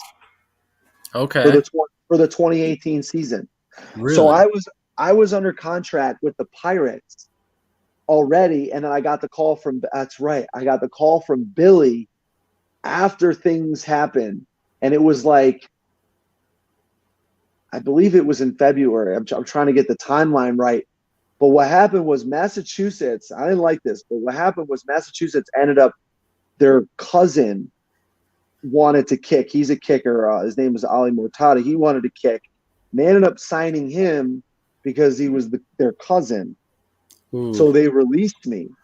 Oh. So now I'm like, oh my God, now I don't have a job. You know what I mean? And that's when Billy hit me up. He saw that hit the wire. And then that's when Billy hit me up. He's like, hey, listen, I'm with the Carolina Cobras. Phil Barnett told me about you. And I torched his team that year when he was with the Wichita Falls Nighthawks. I was perfect on PATs. I was 7 of 7 on PATs. And I hit 3 field goals, one from 31, 33, and 43. And then I had a chance to win the game from 55, and I hit the Jumbotron. I remember that. Yeah, so we went to overtime. We ended up losing to them in overtime, but I was lights out against his team. So that's just how small the football world is and how you can get another job through other teams. If you do well against other coaches, they'll remember that. So he remembered that, and then had a great year with the Cobras, and Billy's a great coach, and I'm actually kind of glad how things turned out. Absolutely. So you actually segued my next question. Great. I mean, a lot of people have called you the best kicker of all time when it comes to deuces. So, I mean, explain to our viewers that maybe aren't big arena fans what a deuce is and how you have found so much success being able to kick them. So a deuce is a kickoff that goes through the uprights, and it's 2 points. So it's pretty simple. It's like a 58-yard field goal through the uprights on a kickoff. Pretty much, it's pretty basic. And if it goes out of bounds, if you miss, they get it at the 20-yard line. And even if they were to return it, usually the returns are about that far. Sometimes they're a little less. But it just depends. That's the game you play when you go for the deuce. I do hold the both records I hold the most deuces in a game, which is 4. And I also hold the single season record of deuces, which is 27. And then I hold the entire season with playoffs record at 30. And I believe I do hold the record too, most deuces in a championship game, which is 2. That's amazing. So how do you practice that? I mean, you just kicking it off a tee through the arena league? I mean, the arena uprights? Sorry. No, you're fine. Everything comes with practice. That's something that I've practiced. Yeah, you're kicking off a tee. You're not kicking off the ground. But yeah, it's essentially, in my mind, it's a 58-yard field goal, and you want to be as accurate as possible when it comes to that, because you could I've put like 19 points up on teams before, given 4 deuce games, and then you hit a field goal, and then you got all your extra points, and it really adds up. So the deuce, it's great, especially if you got a big leg. And I just so happen to have one, and I'm pretty accurate. So it works in my favor. That's why I've always really liked the NAL, because of the deuce rule. It's for the fans too. The fans love it. They love the deuce. Excuse me. So it just creates a better environment or atmosphere, I should say, a part of the game where the fans can get involved as well. It's not just a kickoff where you kick it off and then they return it, right? Or, maybe they return it for a touchdown, but how often does that really happen? It's not once a game, that's for sure. It's maybe once every 3, 4, 5 games, maybe never. So with the deuce rule in effect, the fans love the deuce, and I do as well. It's one of those things where it can really change the dynamic of a game, and put you in the lead or make the tides turn in your favor. Great example. Last year, we played the Columbus Lions. I was with the Albany Empire, and the difference of the game was the kicking. I had 2 deuces that game. Their kicker didn't have any, and I believe he missed 3 or 4 extra points, and I hit mine. That's 8 points right there. Yep. That's a whole touchdown. I remember we were tied, and they had more touchdowns than us. That's crazy. See, you were just talking about a really good game, and you mentioned you had 3 field goals and 7 extra points. So that's 16 points right there. Tell me that doesn't change a game. I mean, literally, like, that's 2 scores. So that's huge. That's huge. So due in part to your success and the amount of points you scored for your team that year, you were able to find yourself in the championship game in your first season in the NAL. How did that feel after everything you've been through up to this point in your career? That was for my career, it was a turning point, right? I was on a team that we were really good. We were a championship caliber team. You know, it was the first team that I played on. First of all, it was the first time I was in the playoffs, let alone being in a championship game. So that I really wanted to prove and cement myself in the arena leagues, because when I was with the Tampa Bay Storm, you know, I believe we were 7-9 my first year. We were okay. We missed the playoffs by like a game. So that was unfortunate. And then the second year it was abysmal. We were horrible. We won 2 games that year. We were like 0-7 at one point. It was bad. It was just a bad year. And we had a rookie quarterback, though. By all means, that happens, you know, when you have rookie quarterbacks. And this was the first taste of playoffs, not just a championship game. So I wanted to make sure that, you know, I was spot on, and I made sure I was ready for these games. I didn't let the moment get too high or too low. And I learned a lot that year. That was another year. Like I said, it was a turning point in my career, because I was able to really hone in on what I needed to do as a kicker to help my team win football games. And if I did my job, I would help us win a championship. That was my mindset. So I was mentally prepared for those games, not making sure, because, you know, people ask you, you know, they're like, hey, listen, you know, how do you feel about being in the playoffs? Or how do you feel about, you know, kicking in a championship game? You know, it's a big game. And my answer was always like, it's just another game. It's just another game. Like, in my mind, it really is just another game. I'm kicking another regular season game. That's it. You know, yes, I understand it's a championship game, but the mindset, the mentality has to be the same. You can't let it get too high. That's when you apply more pressure on yourself that's not needed, right? It's like, if you're thinking as a kicker, man, it's a championship game. I got to make these kicks, man. Like, I gotta make sure I can't miss. You're just applying more pressure on yourself. If you go into it just like you do every other game, you'll be successful. You know, you're going to hit that same ball. You're going to be in the same situations. Yes, are the moments bigger? Of course. But if you're not looking at it like that, and you're looking at it from the outside in, saying like, this is just another extra point in another game. This is just another field goal. This is another deuce attempt. It's the same thing, right? The reps are the same. It's not like you're going to start kicking differently. You know, you're not just going to throw everything away that you've learned for the last 6 years. So with that being said, I just went in with that mentality, and we won a championship, man. I had a great finals game. We blew them out of the water. I believe it was 66-8. It was over at halftime, like we knew it. And, you know, just winning my first championship, you know, putting that ring on, man, like, just it was very surreal. You know, and I'll say it again. I already said it.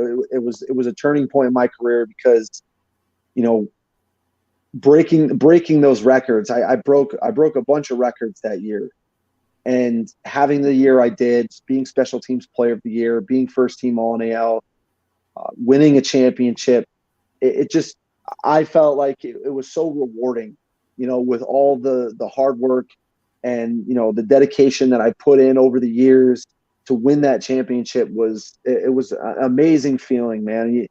Nobody could take that away from me. You know, it's just one of those things that you really enjoy when you're in the moment, you know, and you want to stay there as long as possible.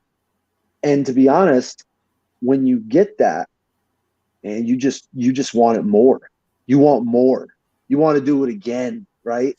You want to show everybody that you can continue to do it.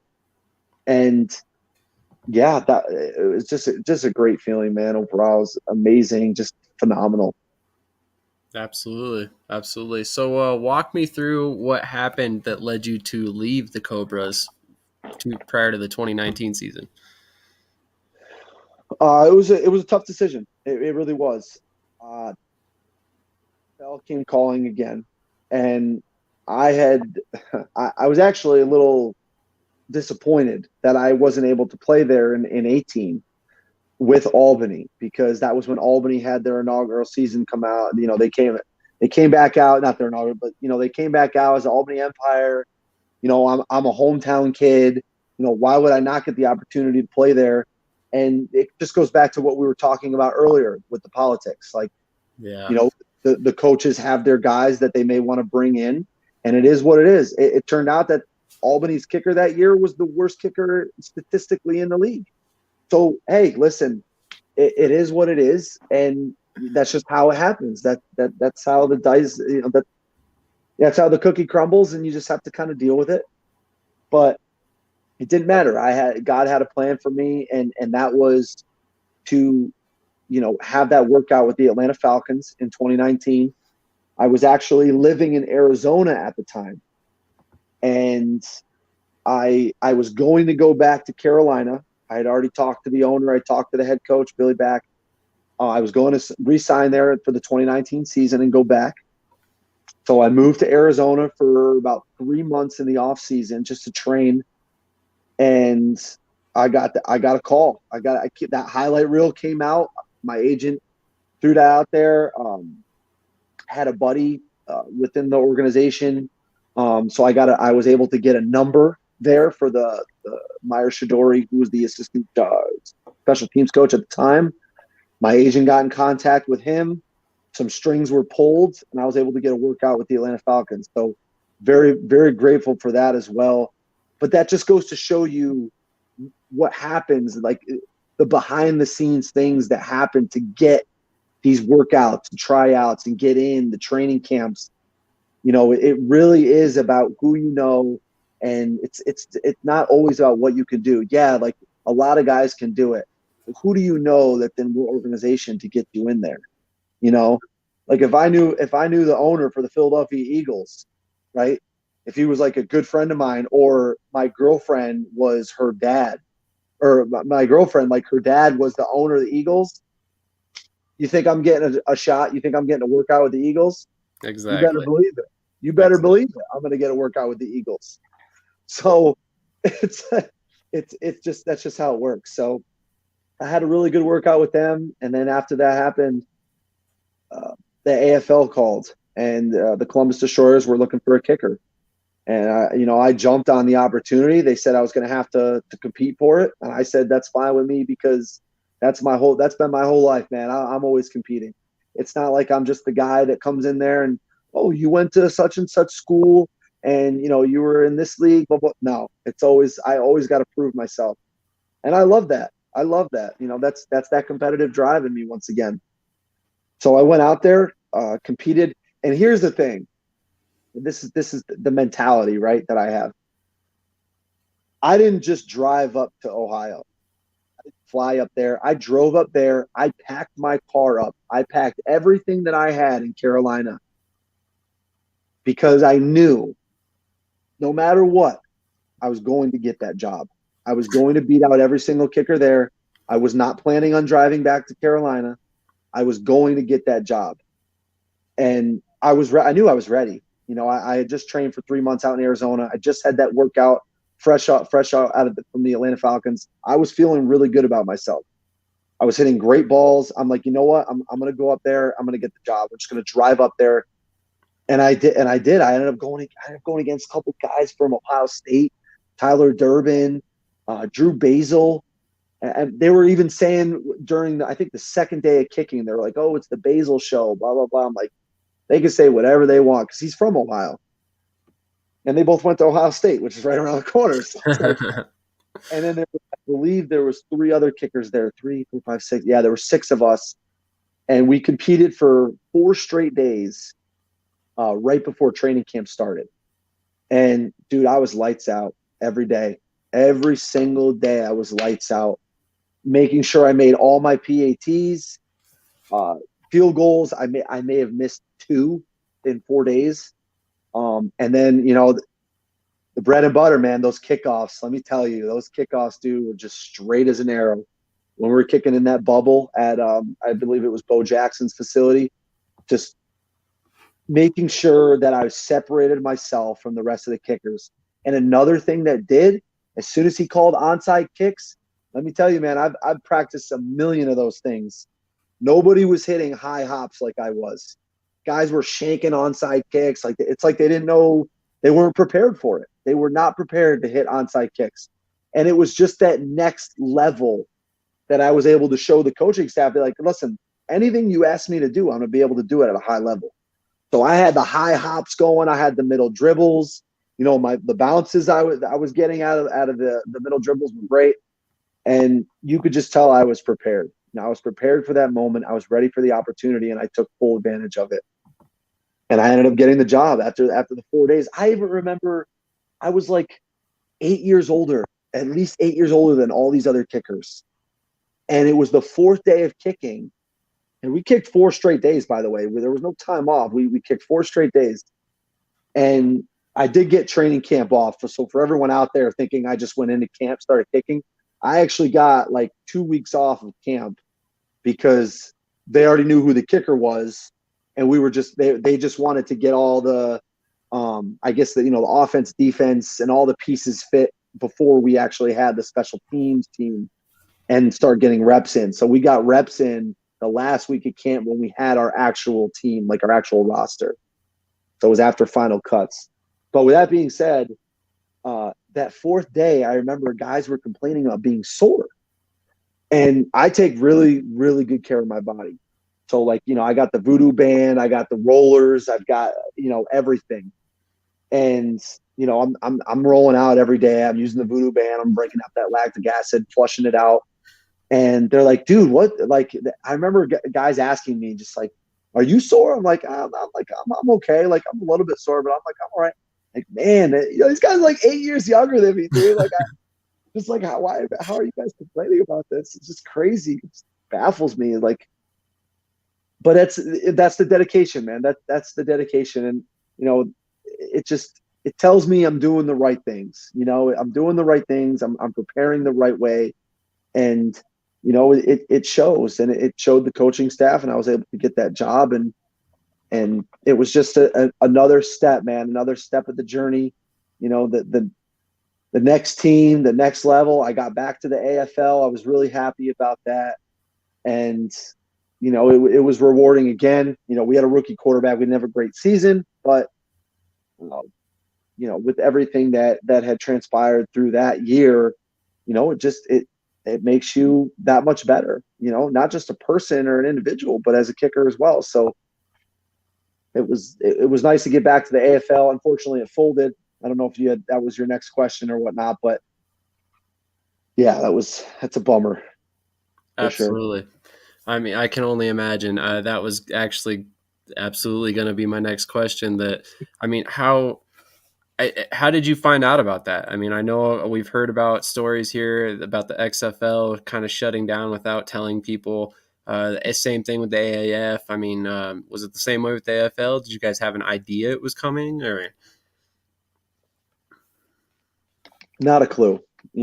I was actually doing dishes when I got the call, and I was actually pretty upset because I knew I was going to re-sign either with Columbus or I was actually going to go to the Philadelphia Soul, because I was at the Arena Bowl, which was held in Albany, where I'm from, and I was home, and I ended up sitting in the box, actually, the owner's box with the Philadelphia Soul and the guys who were on IR. So like Jake Metz, Aaron Washa, like those guys were on IR. I was talking to them, talking to one of the owners. And they're like, man, we do need a new kicker, but this, that, and I'm like, oh wow, like, so I had a guy with Columbus, his name's Wally, he's a great guy, and he's like, I'm not going to be upset if you leave Columbus, but we will take care of you, and they did, they took really good care of us in Columbus, but he wasn't going to be upset if I went to Philly. But I ended up talking to the owner, and I had I would say 80% chance I was going to sign with Philly that next year for 2020. So that was exciting. Philadelphia is a great city. They've always had a great team with the Soul. Dan Radabaugh is, such an accomplished quarterback. So that would have been very interesting. But I'm doing dishes. I had just bought a car 2 weeks prior to when I heard about it. So I'm like, oh, no worries. Like, I'm going to pay this off like real quick. I got a job already lined up, obviously, for next year. I got the the kicking lessons that I give out, that I have a bunch of athletes and clients with that, and then I do my personal training, so I'll be fine. I get this call, man. It's just like, hey, listen, Arena Football League's folding. We hate to be the bearer of bad news, but we're just we're stuck with this lawsuit, whatever the heck it was. And then they folded, man. They, I think two teams were supposed to come in that next year. It was really unfortunate. So we were going to have 8 or 9 teams that next year. So it just, it sucked, man. That was a shot to the heart for sure. But you gotta find what's next and take it from there. So it was unfortunate, just to hear the news and have the AFL fold, because they hit the AFL, man. It's like we were talking about earlier. That's that top tier. Like, that's where you want to be. And the fact that, just having, all the fans, just the camaraderie, just the atmosphere, the environment, that AFL vibe, it just was no longer going to be around. It's a very unfortunate. Absolutely. I mean, I grew up watching the AFL. I went to games when I was a kid, so I feel you, man. It was fun to watch. It was a different atmosphere from an NFL game or anything like it. It's just super high scoring, just nonstop action. I'm sure Arena League is generally all the same as in terms of the level of action, but yeah, it was really fun to watch the AFL. I definitely wish it had never shut down, but yeah, timing, unfortunately. So we do have a fan question from Arena Football Edits. Are there any differences to kicking in the NAL, AFL, and IFL? So, kicking purposes, at least, you're hitting the same ball as a kicker, right?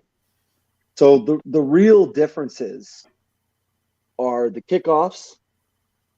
So the AFL, we'll start there. You have the big nets, right? You have those huge nets. If you hit it out of bounds, obviously you get a penalty. They get it at the 20-yard line. If you hit it in the slack net, they call it the slack net. Guys are able to bring it out unless it gets like tangled up there. The refs blow the whistle, and then they get it at the 5-yard line.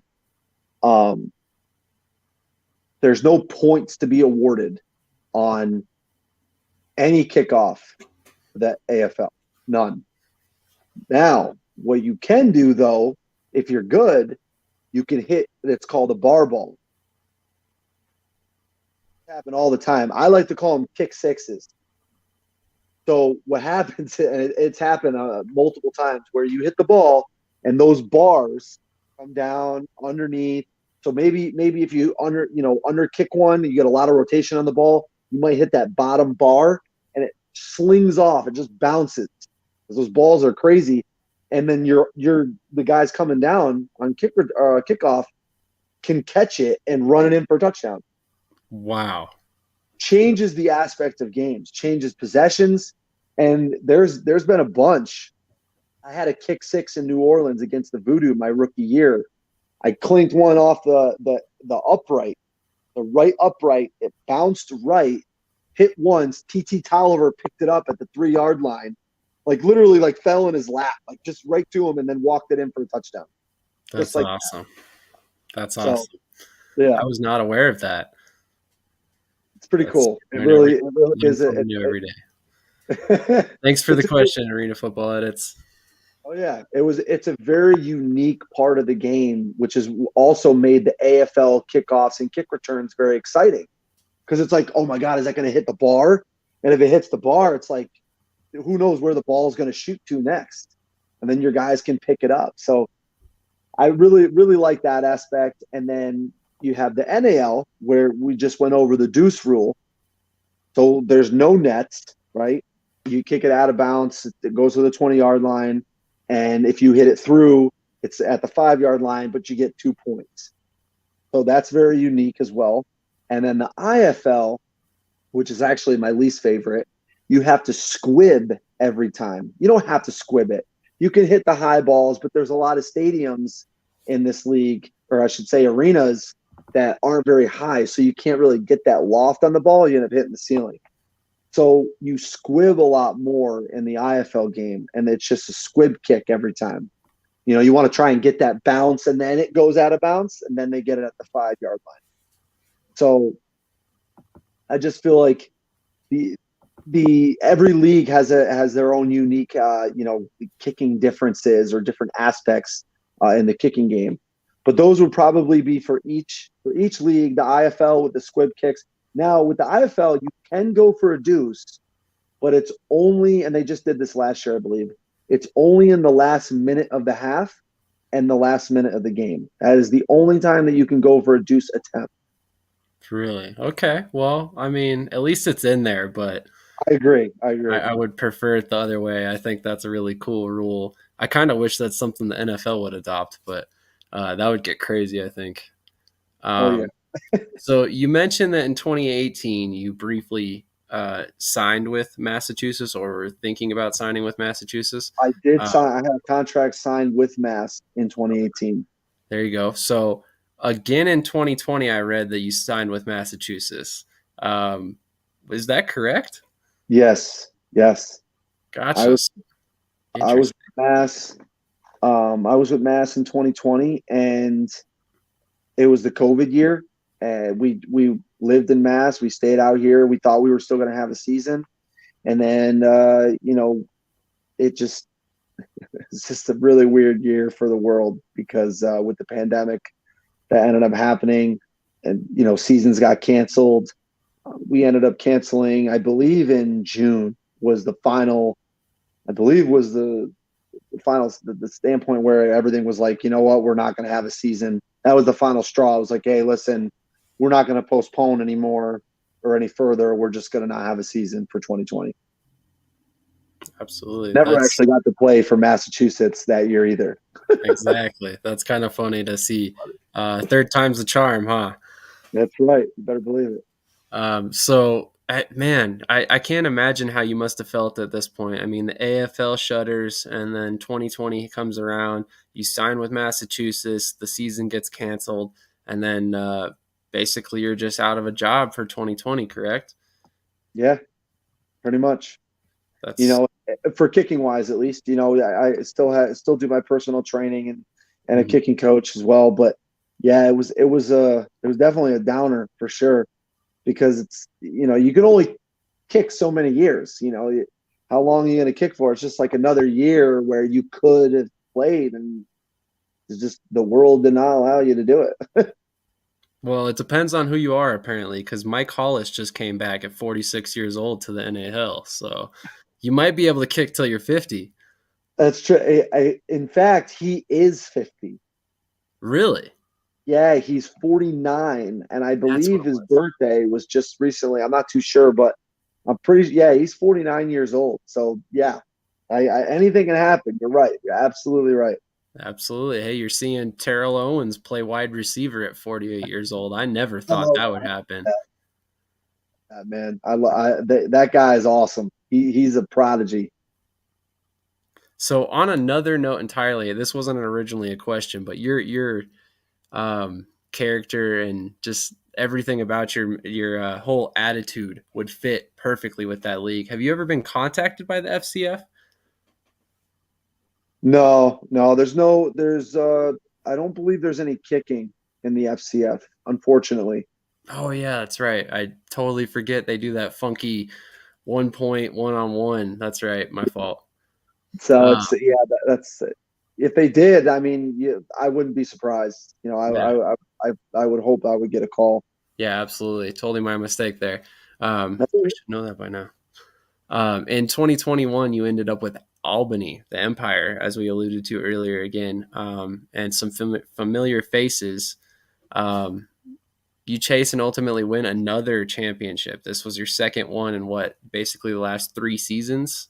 2 seasons, basically? Yeah, I mean, technically 3 seasons, but it was only my second year playing in the NAL with the second championship. That's true. So that was also pretty cool. That being in my hometown, it was unfortunate how it took a turn of events where certain things happened in Albany that just didn't really align with where a lot of the players wanted to go, and where we wanted to play for a team that was well run.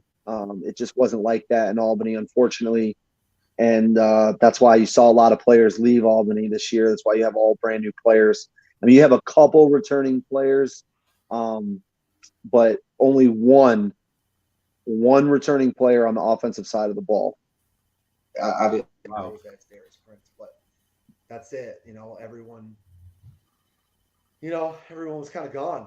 So it was just it was a time to kind of get out of there, and things didn't work out the way we wanted them to. So it's just time to move on from the Empire and go elsewhere. That's kind of shocking to hear, given you won a championship. But do you care to get into what happened at all, or is that something you'd rather keep close to the vest? Say that again? I said, is that something you'd care to get into at all, or would you prefer to keep that close to the vest? You got muted.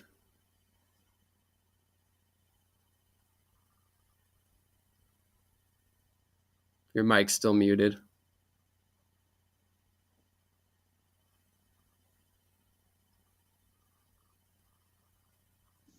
Perfect. There we go. We good? Nice. Yep. Awesome. All right. Sorry about that. Say that again. You're good. Man, what did I even just say? I lost my train of thought. Sorry, my bad. You're good. You're good. Yeah, I guess we'll just move on then, because I totally am blanking now. Sorry. The best. I'm sorry. What was that? It was for the best. Is it for the best that you moved on, or I think it was something like that? Yeah, it was what led to that. I mean, if you care to get into it, if you want to play that close to the vest, I completely understand. To not going back to Albany? Yeah. It was a couple things. Tommy Grady obviously came out with an article. I don't know if you knew that, in the Times Union, stating how it was the worst run organization he's ever played for in his career. And Tommy Grady, if you know who that is, has played for a lot of high level teams. Yeah. So for him to say that, that speaks volumes. And that's just, that's an article that's out there. And then there's a lot of things that he didn't mention that the players had to go through. I'm not going to really get into all that, but it's just something that we all had to go through for the season, and we got through it. We won a championship. But there was just a bunch of things that went down that, a lot of the guys weren't happy with, and they just wanted to take their talents elsewhere. That's shocking to hear. So which one of your championship victories meant more to you? Was it the first one or the second one? So it was great winning, with everything. Here's the thing, with everything that happened that year in Albany, it was almost like the season's over. It wasn't like, yeah, we won. I mean, it was like, yeah, we won the championship. This is awesome. But it was like, oh, that season's over. Like, woo. It was just different. It's just a different vibe. Where Carolina, it was like, we worked hard for that. We worked hard in Albany too, but it was just that first championship, and then we really celebrated at the end. It was like really a celebration. This was more or less like the season's over, we celebrated, and then like that was it. And like we part ways now. So they were different.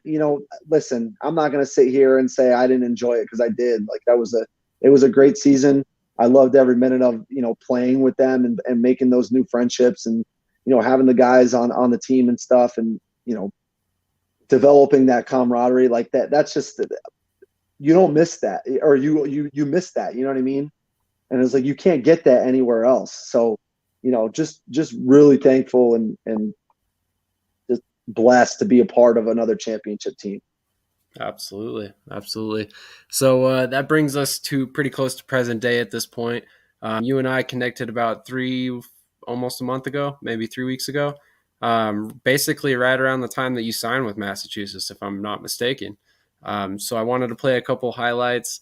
I whipped this up real quick before we got on here, so hope you don't mind. This is just based off videos that came off your Facebook, actually.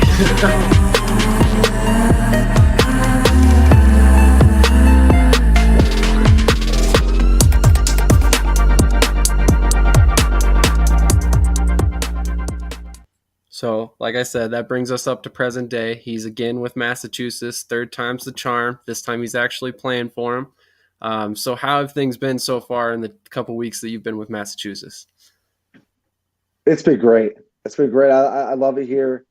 The environment, that championship atmosphere is in the air, man. That, like, it's very competitive here, and I love that. I love that. You know, I'm a competitive guy.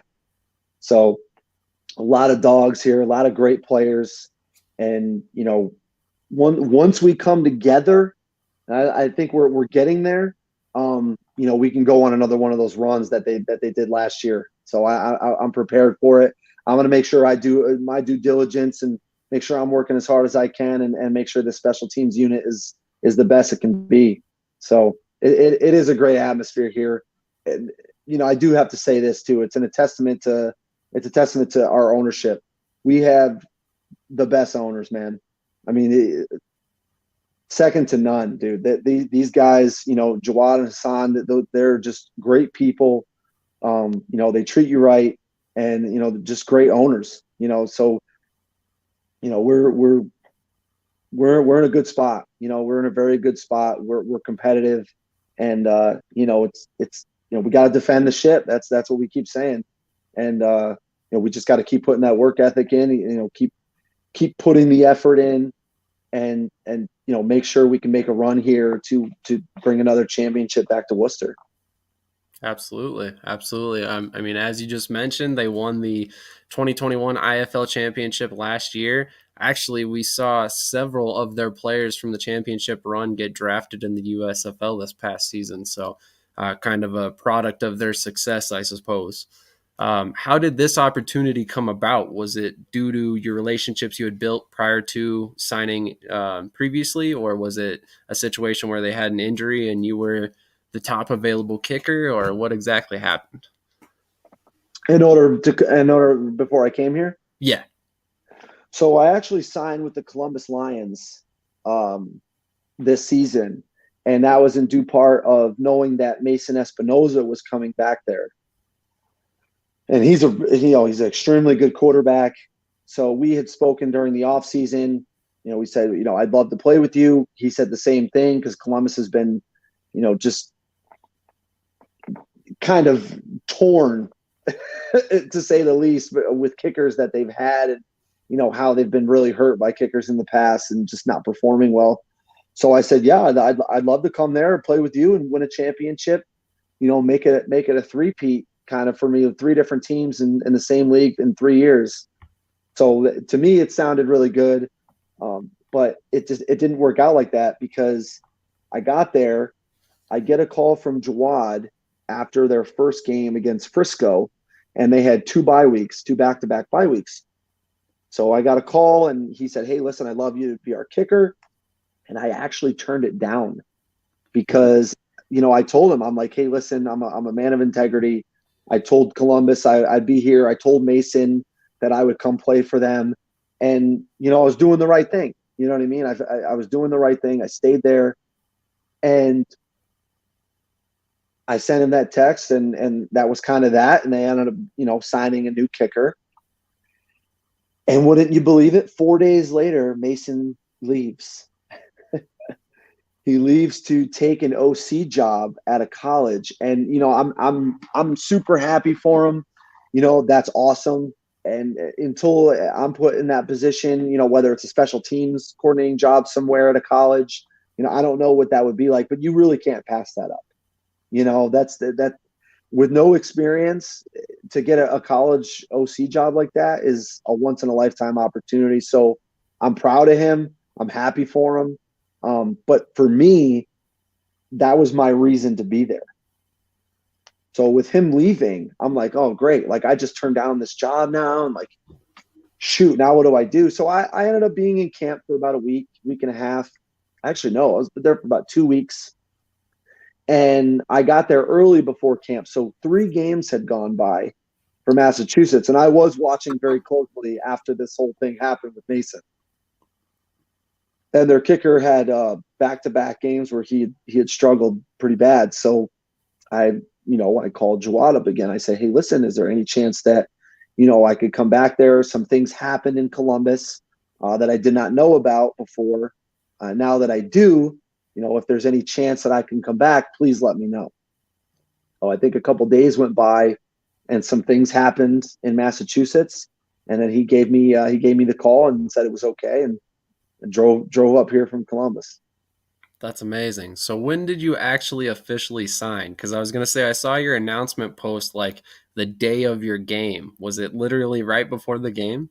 It was 3 days before the actual game, because I only got 2 practices in. That's amazing. I was going to say, like, it was crazy. I was like, wow, he's playing tonight? Wow. Okay. That's crazy. All right. I was not expecting an announcement like that, but that's kind of cool. So long term, what are your goals for your playing career? I know we talked off screen about you attending the XFL showcases. You're going to be attending the Florida showcase. Is it to be in the XFL? Is the XFL a stepping stone to the NFL, or what are your ultimate goals? I mean, obviously, the ultimate goal here is the league. That's just that's the standard. That's the highest level of football in the country, the world.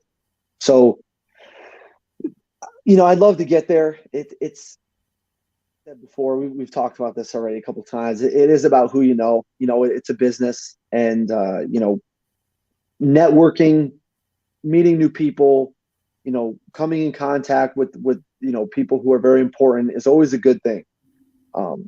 Just with that being said, it's just important that you keep doing what you can do, and like you said, control what you can control, and that's what I'm going to continue doing. Right? I'm going to go to the workouts, the tryouts, the combines. I'm going to go to these things with one thing in mind, and that's just do the best that I can. Be the best kicker that I can be, and show people why they should pick me, right? Why they should sign me. So it's easier said than done, trying to get to that level, but that XFL is the next step, and I'm going to keep working hard, and I'm determined to play outside. I mean, that's really the goal.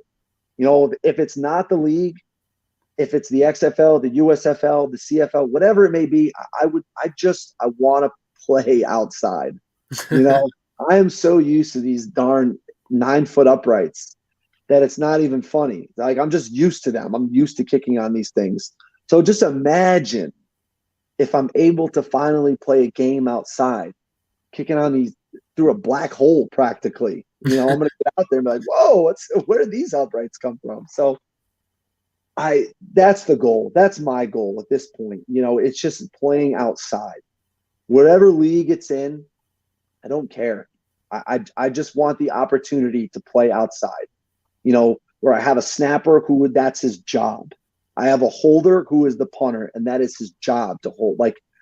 It's a different world outside. So it would be so nice to have that luxury of kicking with a snapper and a holder that's their job. Like, that's their living. They do that.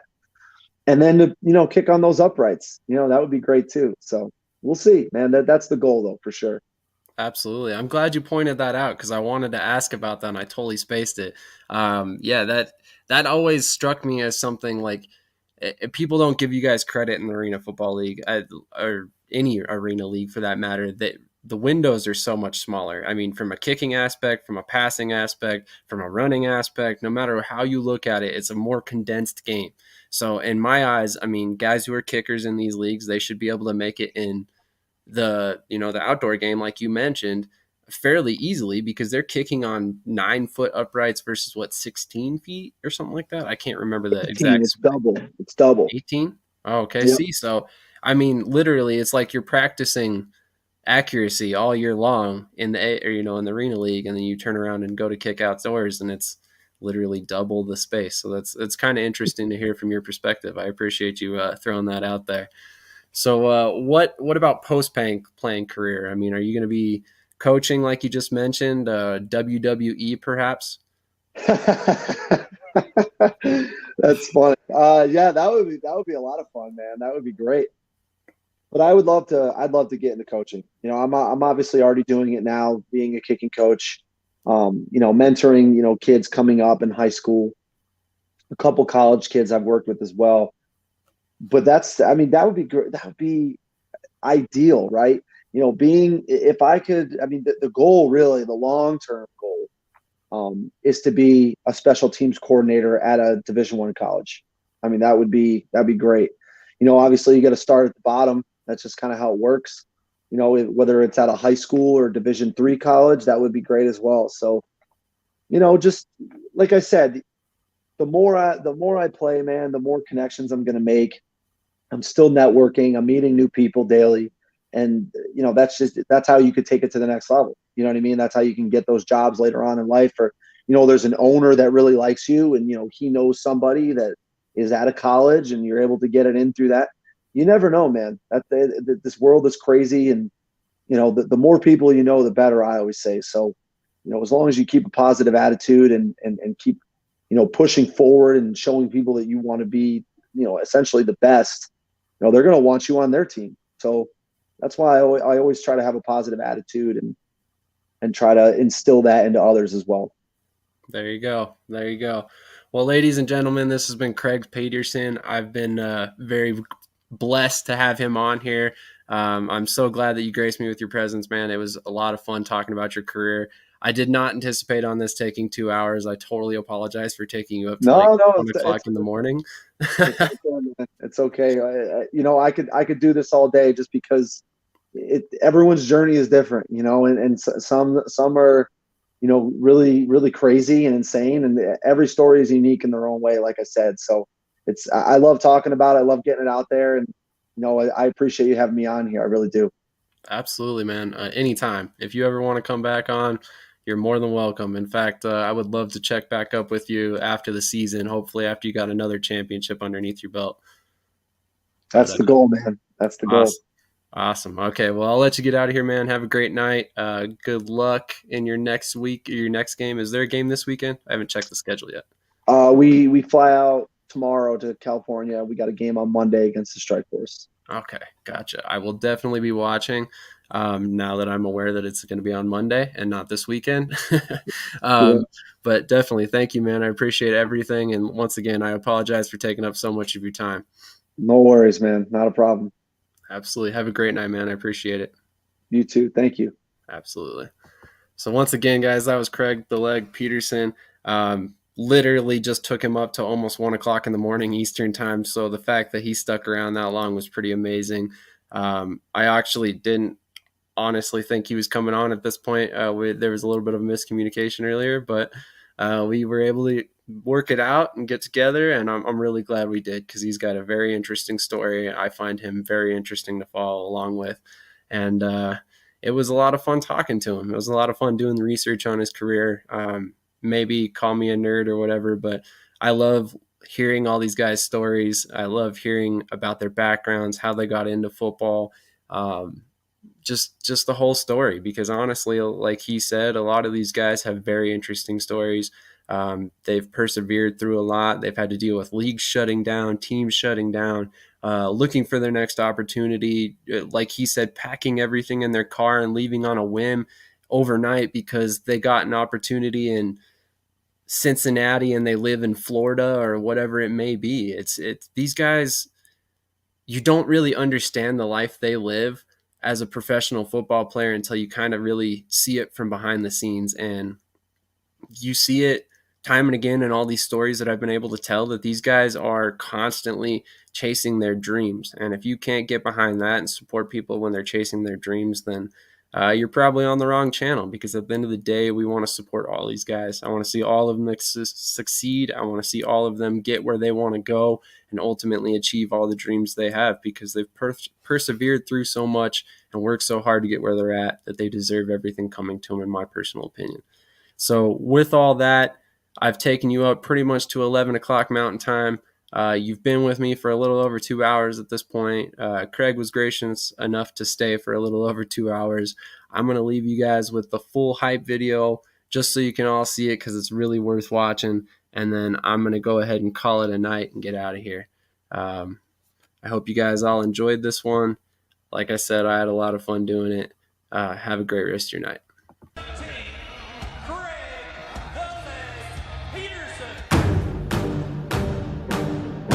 Man, what a fantastic kicker.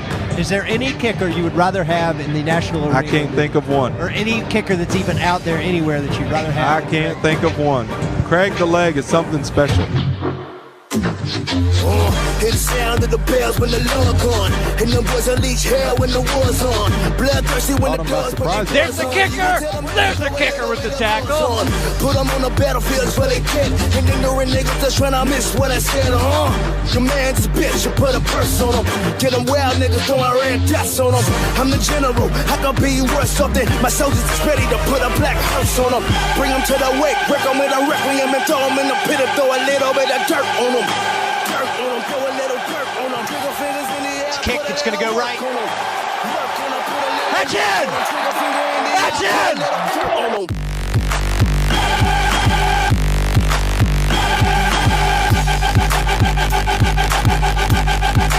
Put a little dirt on them. The best kicker of Deuces in the National Arena League.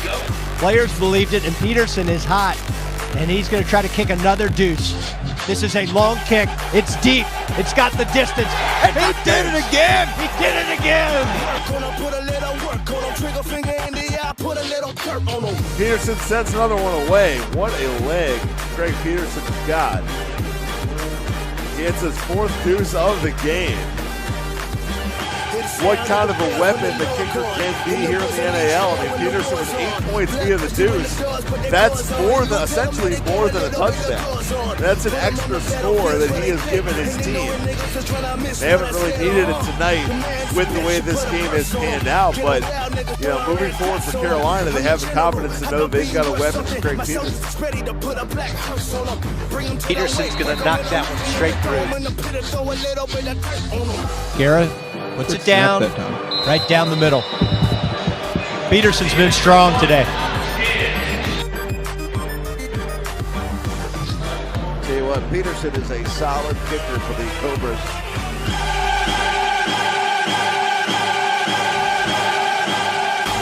Comes up, it's an onside kick to himself. The Cobras have it. He's got a leg pop.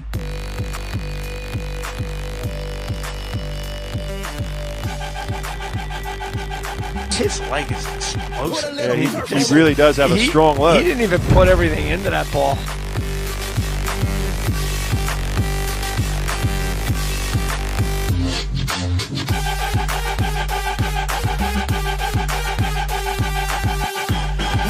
Put a little work on him, trigger finger in the eye, put a little dirt on him.